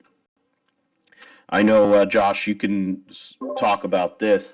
Garage, they were talking about a major news story. We talked about it with Joe, and we were wondering if it meant NASCAR was going to Sebring with the Cup Series, or there's going to be some other announcement. Well, the announcement is Hendrick Motorsports in concert with ECR, and then utilizing Chad Knaus, who runs, basically is their now technical director at Hendrick Motorsports after his retirement from being a crew chief, will be running a Garage 56 entry with a Gen 7 car at the Le Mans 24 Hours in 2023. We don't know who the driver lineup is, but, we both just talked about it before we came on. And the likelihood is, as long as there is no conflicts, I think Young Money, Clyde would be 2 of the choices there. And then you would and then Jimmy Johnson probably would be another one. The Garage 56 is not classified. It's not a classified car. I mean, they'll give you stats and they'll tell you how many laps they ran and all that stuff. And they're going to put a hybrid motor on this car for regeneration, I guess, because that's going to be the move for NASCAR here in the next couple of years. They're trying to figure this out because they're looking at adding a hybrid component to the race car, this Gen 7 car, either for, I don't know if it'll be like the brake regenerate MGUH kind of thing like they have in Formula One, or if it's going to be more like a thing to push to pass. But what were your thoughts on that? And a big news story that came out of Sebring this week. Yeah, I think it's pretty significant news that's come out that we're going to have a stock car attempt to do the 24 Hours of Le Mans. I mean, we seen this before back in 1976. We had a couple of cars with a Dodge Charger Cup car and Ford Torino, Herschel and Doug McGriff, and Dick Brooks, Dick Hutcherson, Marcel Mignot, and they tried to do something and back then in at Le Mans 1976 that didn't quite work out well. I don't think either car finished the race, but it was definitely a huge attempt. And back then, that was in celebration of the bicentennial for the United States, in their 200th anniversary of the country. And back then, and now in 2023, we're gonna have another attempt with Hendrick Motorsports, basically taking a modified version of the Gen 7 car and going to Le Mans to compete, in the special Garage 56 entry, which is basically reserved for a single car class, basically as a prototype, and see if that's a viable path for this type of car. We talked about this car being very similar to IMSA cars and being very road course based. So this is going to be a huge test, and we'll see how this car performs later in the year at the road courses. We haven't seen that yet, but we'll have an idea of how it performs speed wise. Watkins Glen, Sonoma, Coda, all the racetracks, or Road America, all the road courses that we're going to race at this season in NASCAR, and then next year, Garage 56 entry. It's going to be pretty interesting to watch. We'll see how long this car can last as an endurance car. If it can last the whole race, that would be quite something to see. And you talked about the driver lineup. I mean, Kyle Larson obviously already seems like he might be politicking, like you said before we got on here, that he might try to get his way into the car. I mean, I figure Chase Elliott also probably get into that car. I mean, I think Jimmy Johnson, with his connection still with the Hendrick, as being kind of like the guy competing in the 48 car, which is basically a Hendrick entry. At the end of the day, it's Hendrick's IMSA team that they have Hendrick crew members and things that's being run in association with Action Express there.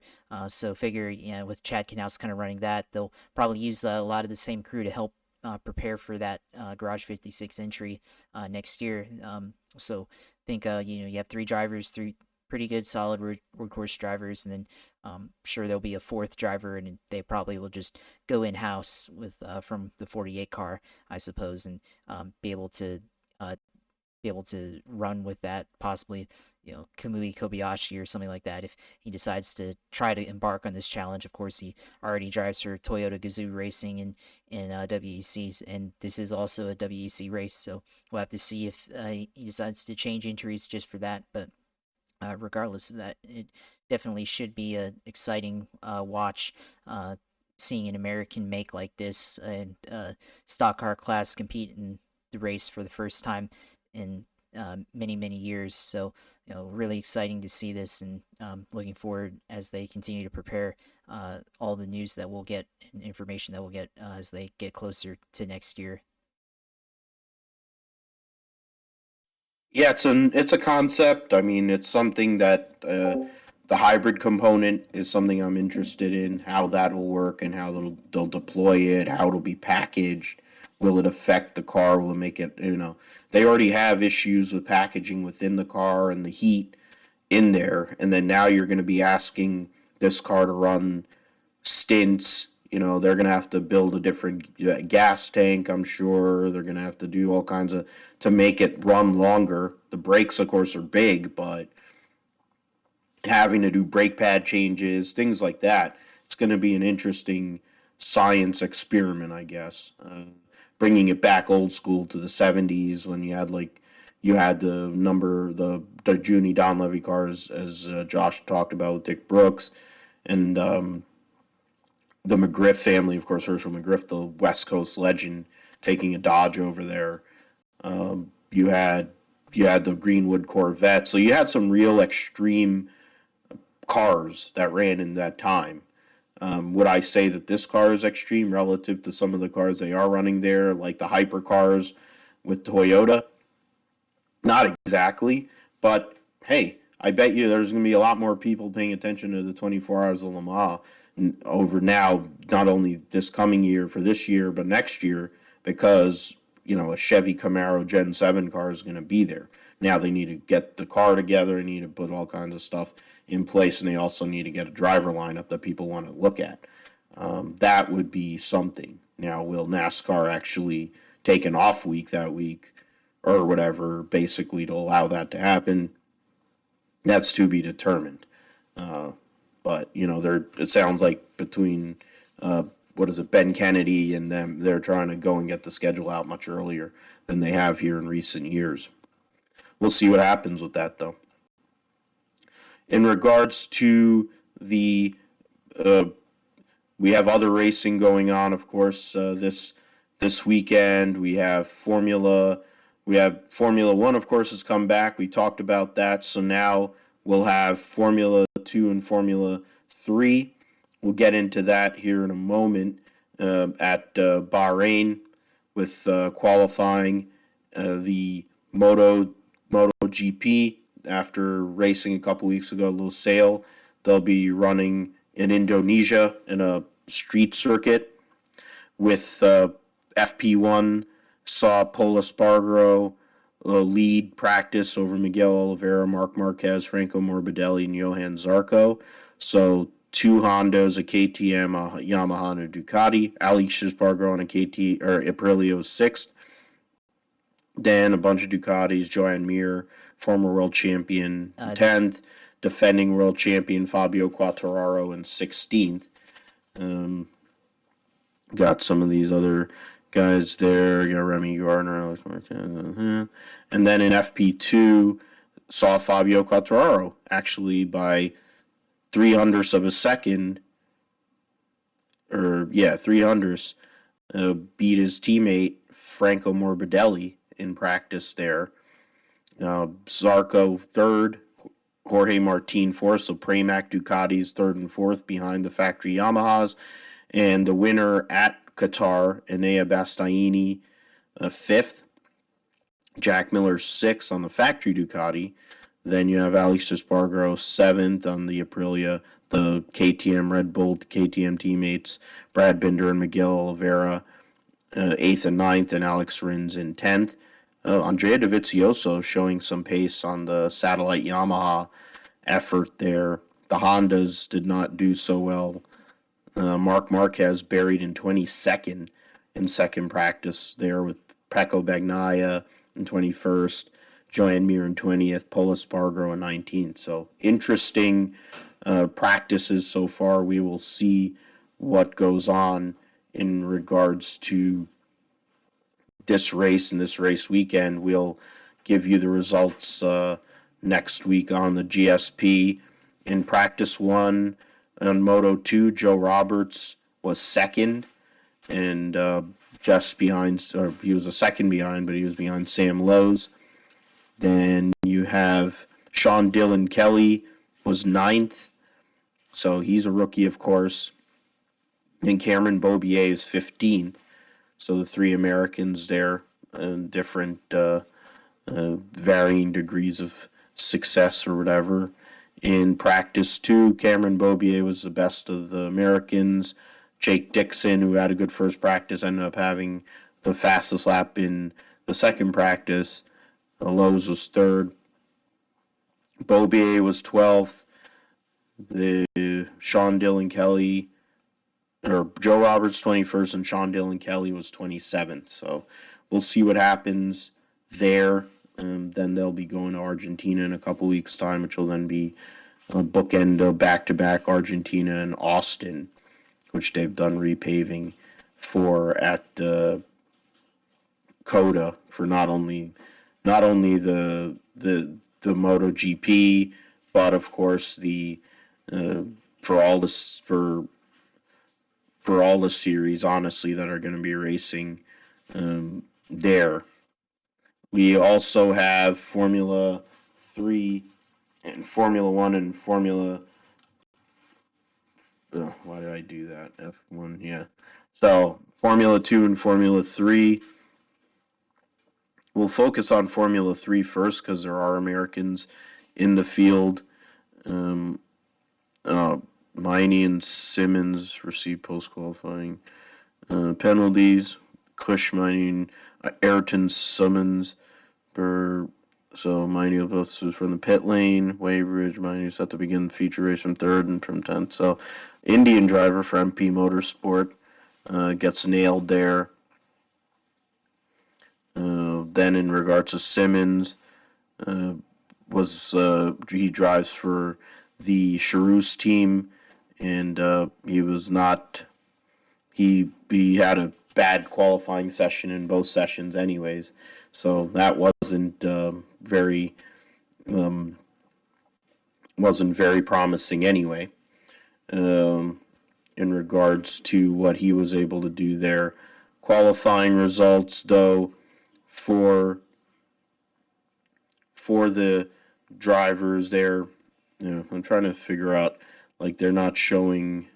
Yeah, I'm trying to see. Okay, so they show it on there, but you have to literally click on the driver. Roman Stanek, and then Zane Maloney. I don't even know what flag that from Barbados. Okay. The teams and drivers. I mean, Jack Crawford, of course, American driver, Red Bull connected. Juan Manuel Correa, American driver with Art GP. Then you have Kush Miney, the Indian driver for MP. Charouse Racing Systems.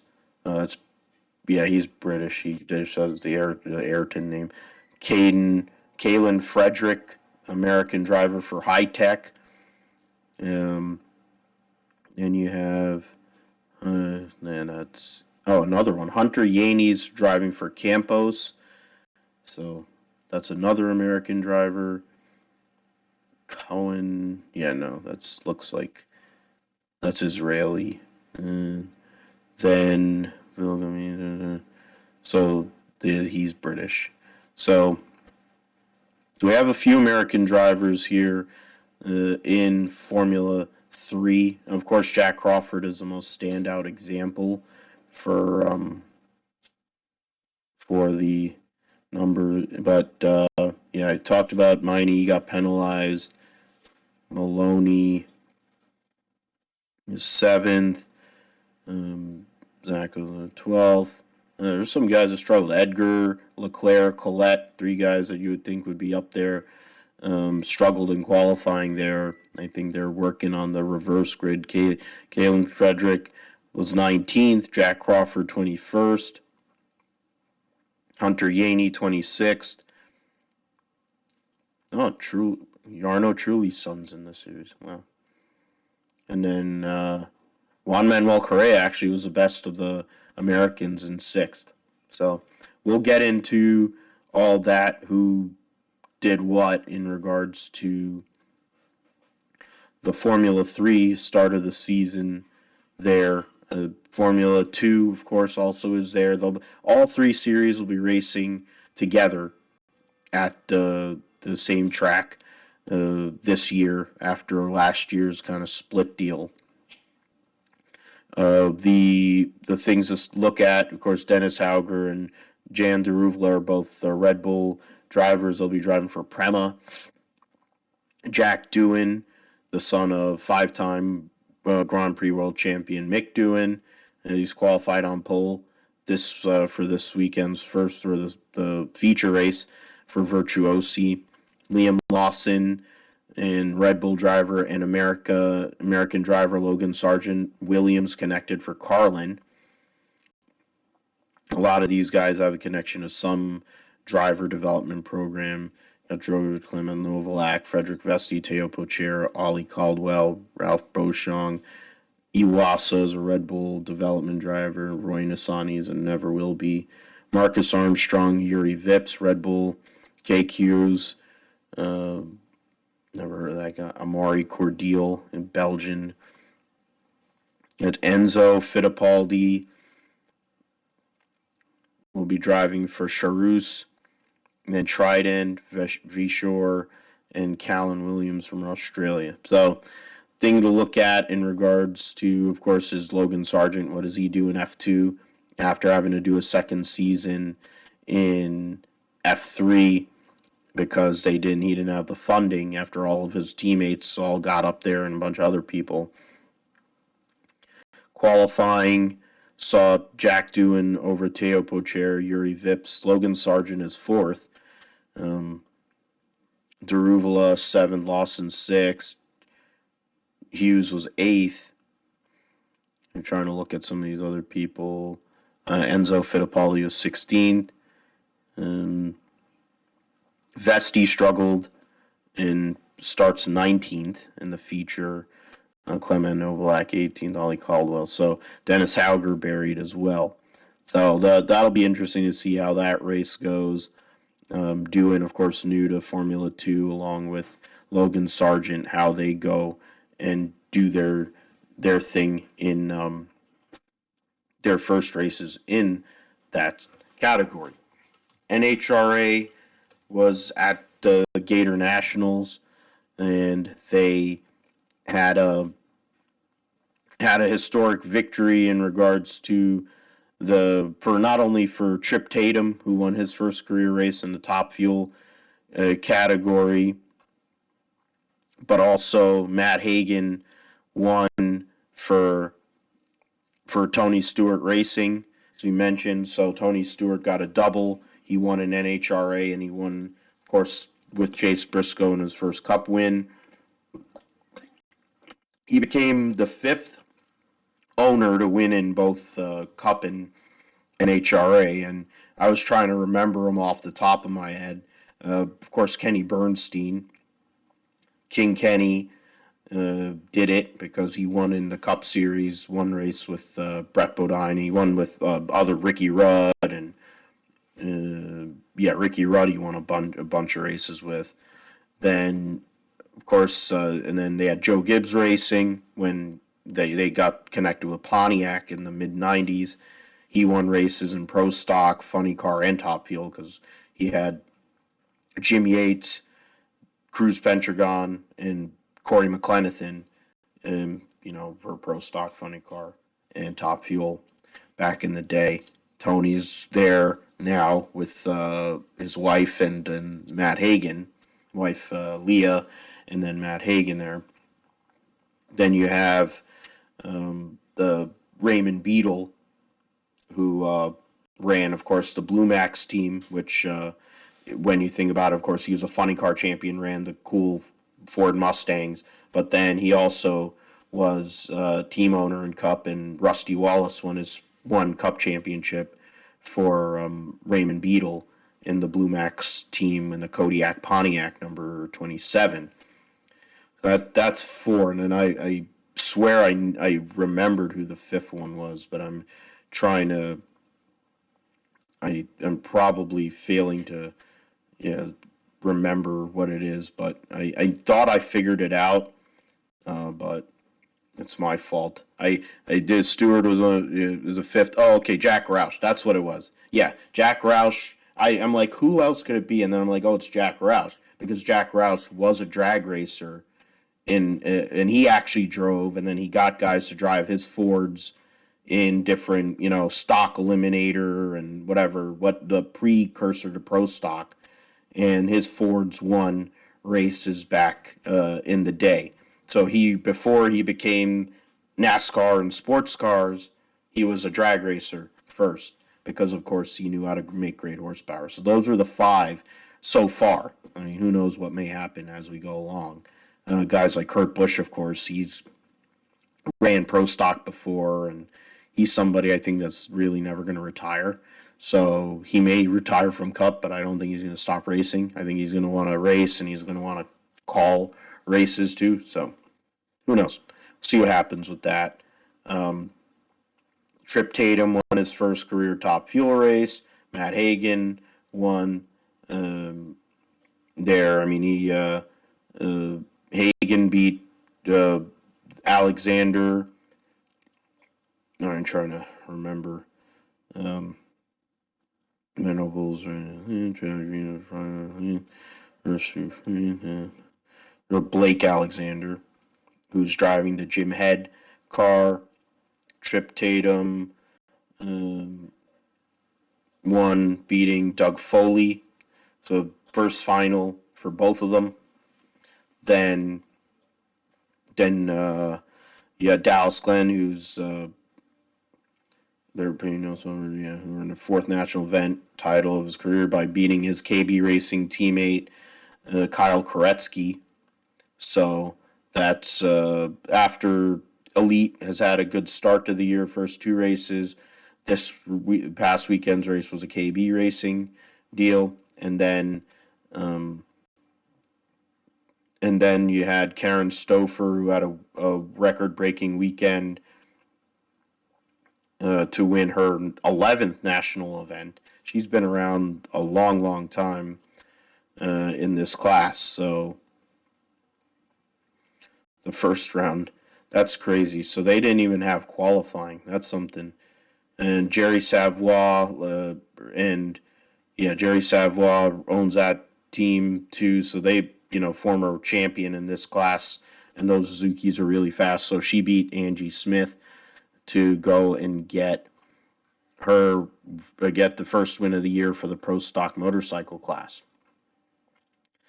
We will move on to NFL free agency. And Josh, I know your Jacksonville Jaguars have been really busy on the free agency front. Niners, not so much. They got a lot of things going on. I mean, we've had some huge moves with Devontae Adams getting traded after they gave like $1 trillion to Aaron. Chandler Jones signing with the Raiders too, along with Devontae Adams getting traded there. There's been Von Miller signed a huge deal with the Buffalo Bills to basically be like the new Bruce Smith, which they needed edge help. There's been a lot of big moves. The Niners lost Laken Tomlinson, which was a bummer because he's a really good player.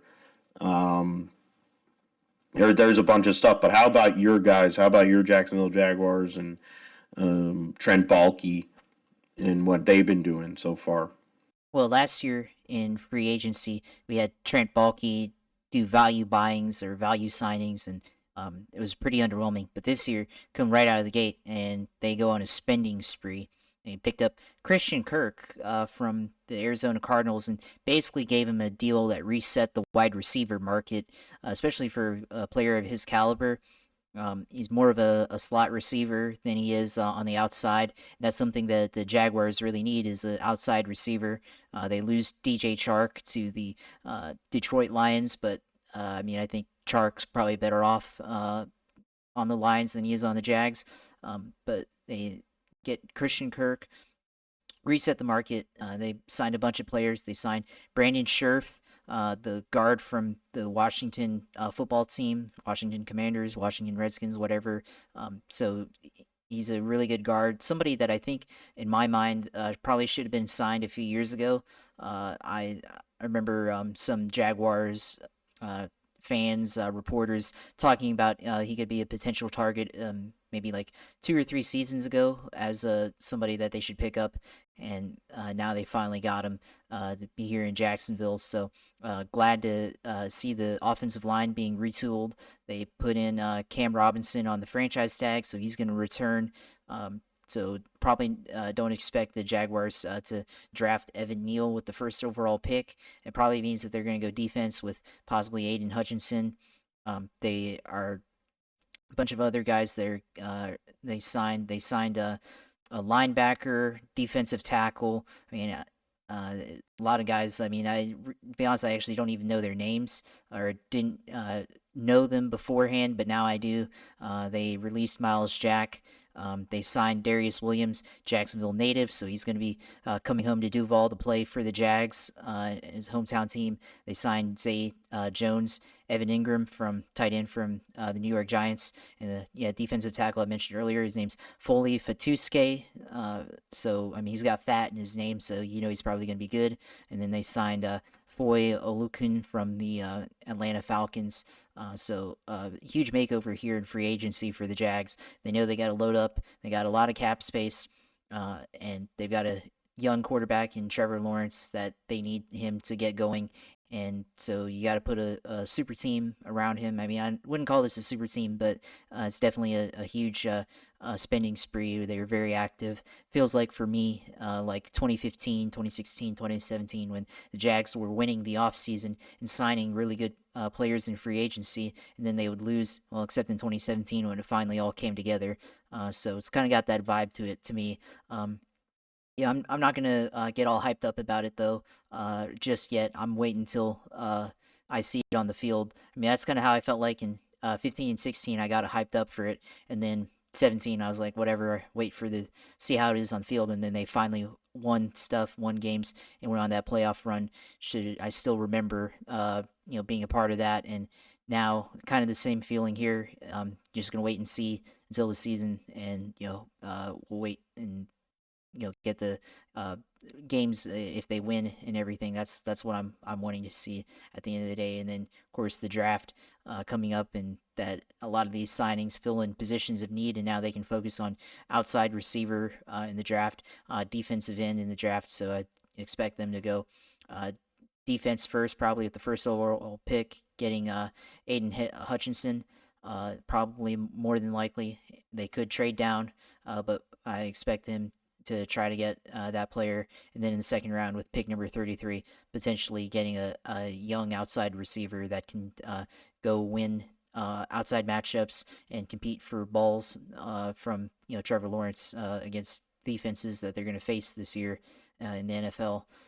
So a lot of exciting news for that. I wanted them to sign Allen Robinson, but he got picked up by the Rams. So that's fine. I mean, wanted A-Rob to come home to Duval, but it is what it is. It's honestly probably favorite receiver in the NFL, but with time Blake Bortles and getting on all his jump balls and stuff from that. So unfortunately, that's not happening. But glad to see he's going on a team that's really good right now as well.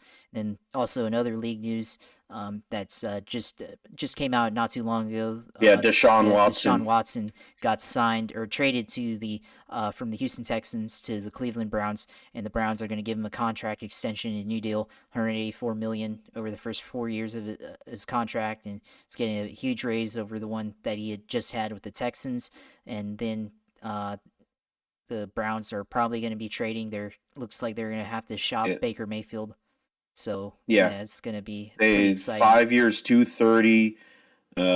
Baker Mayfield wanted a trade. He requested a trade. They declined it, and now, well, I guess they're going to accept his trade request. And now the question is how that affects Jimmy Garoppolo's trade market too, because now Houston's in the market, Pittsburgh isn't. There's certain teams that still kind of need. I mean, New Orleans needs help at quarterback. The Indianapolis definitely needs help. You have, I mean, some of these teams here. The Falcons, I'm trying to think of who else. Falcons too, because they're shopping Matt Ryan. Yeah. So Texans. So there's still a few teams now. Seattle doesn't have a quarterback. Yeah. Well, they do have. They've got Drew Lock, but I would not consider him an NFL starter.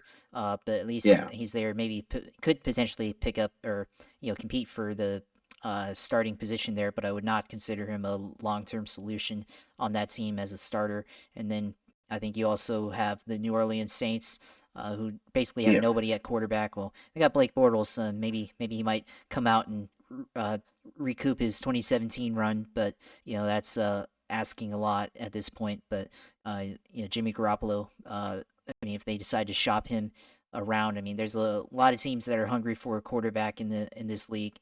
So we'll see what happens, but it's definitely a exciting time in the NFL. And then I don't know if you already mentioned it, but Devontae Adams getting the bag from the Oakland Raiders. I mean, he looks like he's going to be catching balls from Derek Carr instead of Aaron Rodgers, but it is what it is. Now he's got a huge money deal from the Raiders, and a lot of things that this league made a lot of crazy movement this week. So really exciting. And I mean, the AFC West is going to be a pretty lit division here with Patrick Mahomes, and then Russell Wilson and Justin Herbert, and then Carr. So we'll see. Yeah, it's I think, I don't know how many games they're going to be having on prime time. I figure the Denver, at least one Denver and Kansas City game will be on Sunday Night Football. I figure the other one will be on Monday Night Football. The Thursday Night Football package, which is on Amazon. You know that the Chargers Raiders games are going to be good. Now close friends Devontae Adams and Derek Carr are back together again. They played in college together, I believe, at Fresno.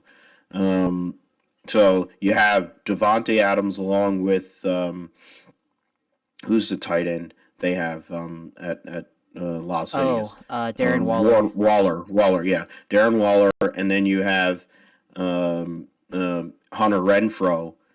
So those three, that is one of the best. And they have, I mean, running back situation right now is kind of iffy, but in terms of pass catchers, Devontae Adams broke off and now getting to play with a friend of his, albeit the combination of him and Aaron was great.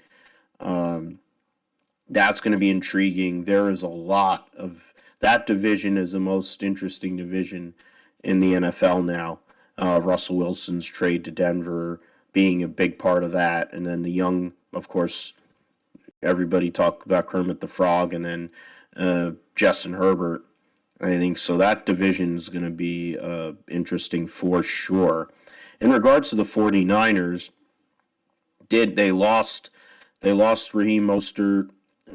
Probably thought we were going to lose him anyway. Trent Sherfield left along with him to go to Miami with Mike McDaniel. So they got a couple of his guys from his offense there.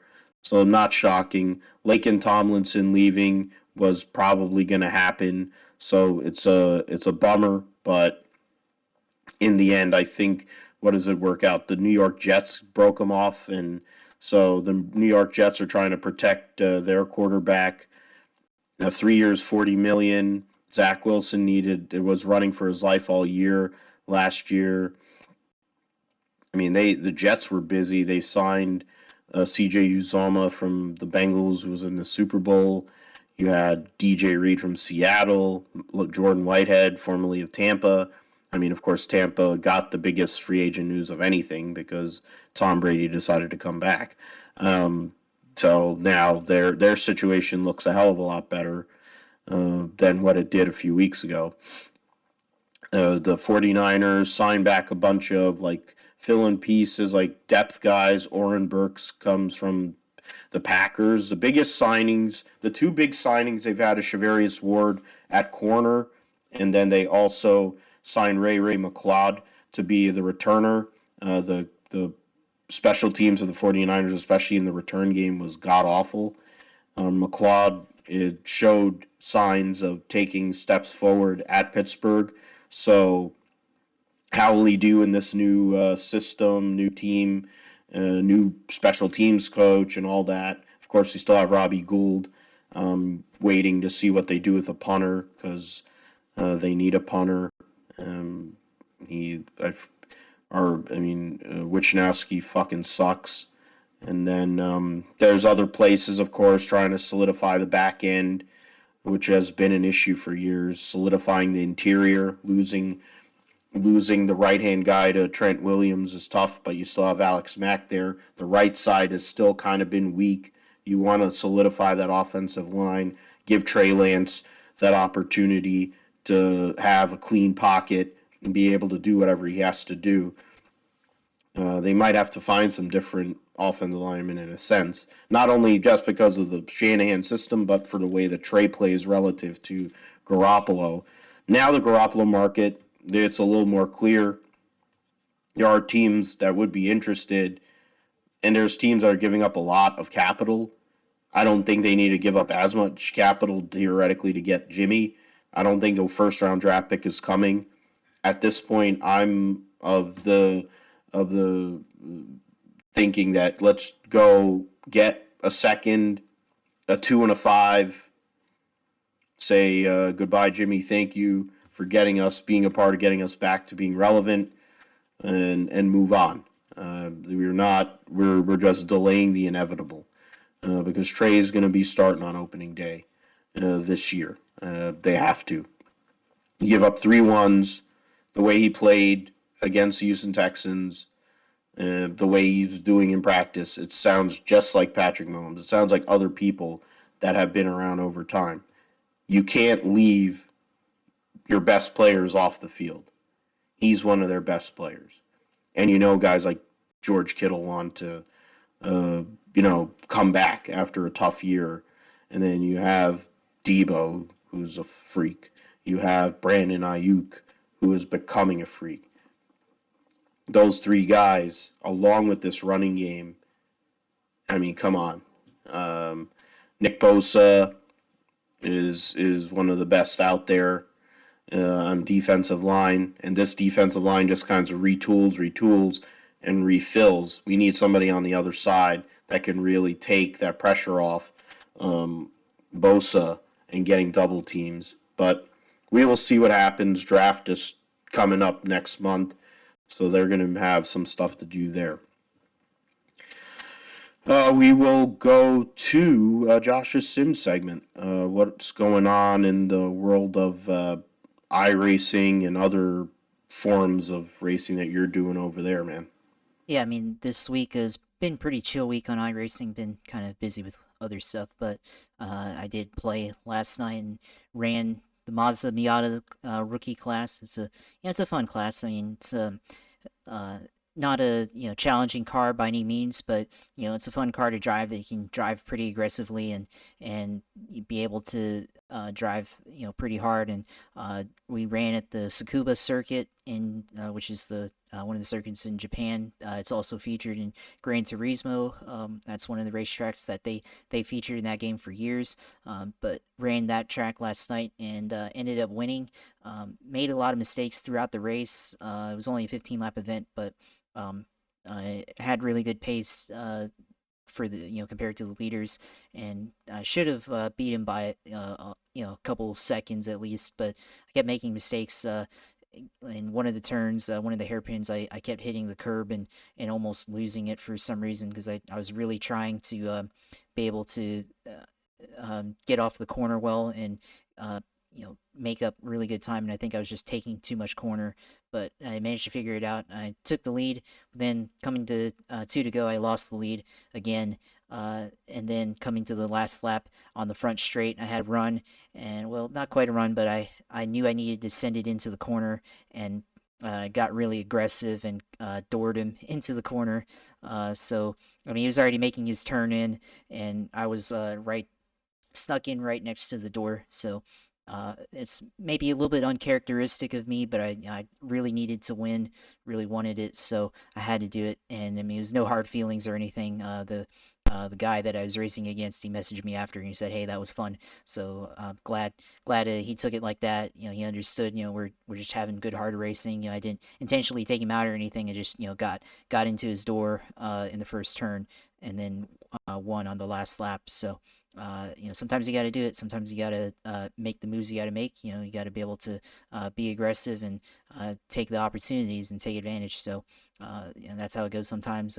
Try to stream later on this weekend, I guess. Maybe later tonight if I'm not doing anything, or on Saturday or something like that. So be on the lookout for that. And as always, you can follow the streaming on iRacing at Twitch TV/usailor2. I've been kind of inactive the last couple of weeks, I guess.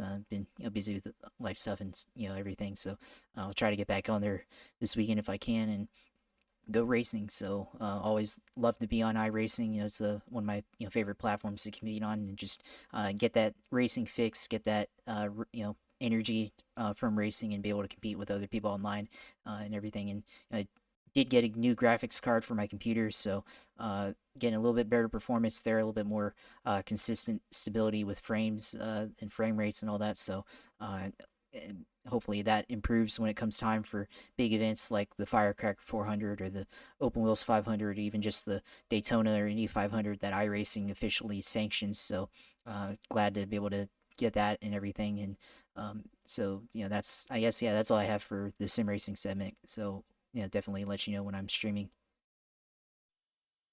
And where else can we follow you? On Twitter and elsewhere? Yeah, as always, you can follow me on Twitter at JP Huffine. That's where I'll post all my takes and anything I find interesting. You can follow me on there. You can also follow me on Instagram, same handle at JP Huffine, and see all the things that well, I don't really post on there that much, but I mean, recently I went flying. I know we talked about it a couple weeks ago. I'd gone flying with a friend, and then ended up posting pictures from that onto Instagram, so you can see that if you decide to follow. But that's where I'm at online usually, and then on Twitter as always at JP Huffman. That's where I'm mainly on because that's I guess the platform that I guess suits me the best, where I can just consume things and as I want to, and you kind of just get everything and all the information, whether it's racing or sports or other news and information. That's where you can follow me at. And you can follow us. You can follow me at Philip G. Matthew on Twitter. You can also follow the Grip Strip Podcast on Twitter at Grip Strip Pod. That's where I lost my crap on Sunday. Between the combination of my Twitter and the Grip Strip Podcast Twitter, I blew up both of those feeds.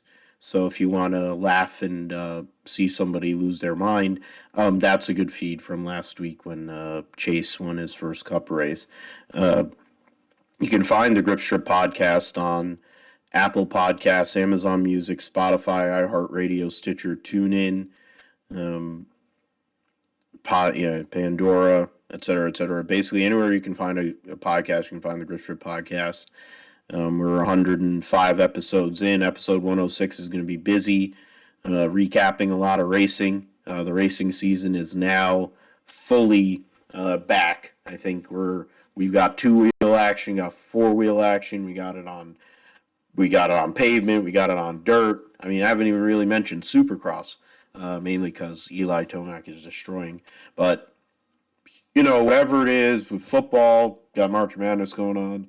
St. Peter's actually won, so that's pretty cool. New Jersey team there, 15 seeds, so that was pretty cool. We'll be back for episode 106, the Grip Strip Podcast, next week to go over all things motorsports, sports. We thank you for listening, liking, and subscribing. Hit us up.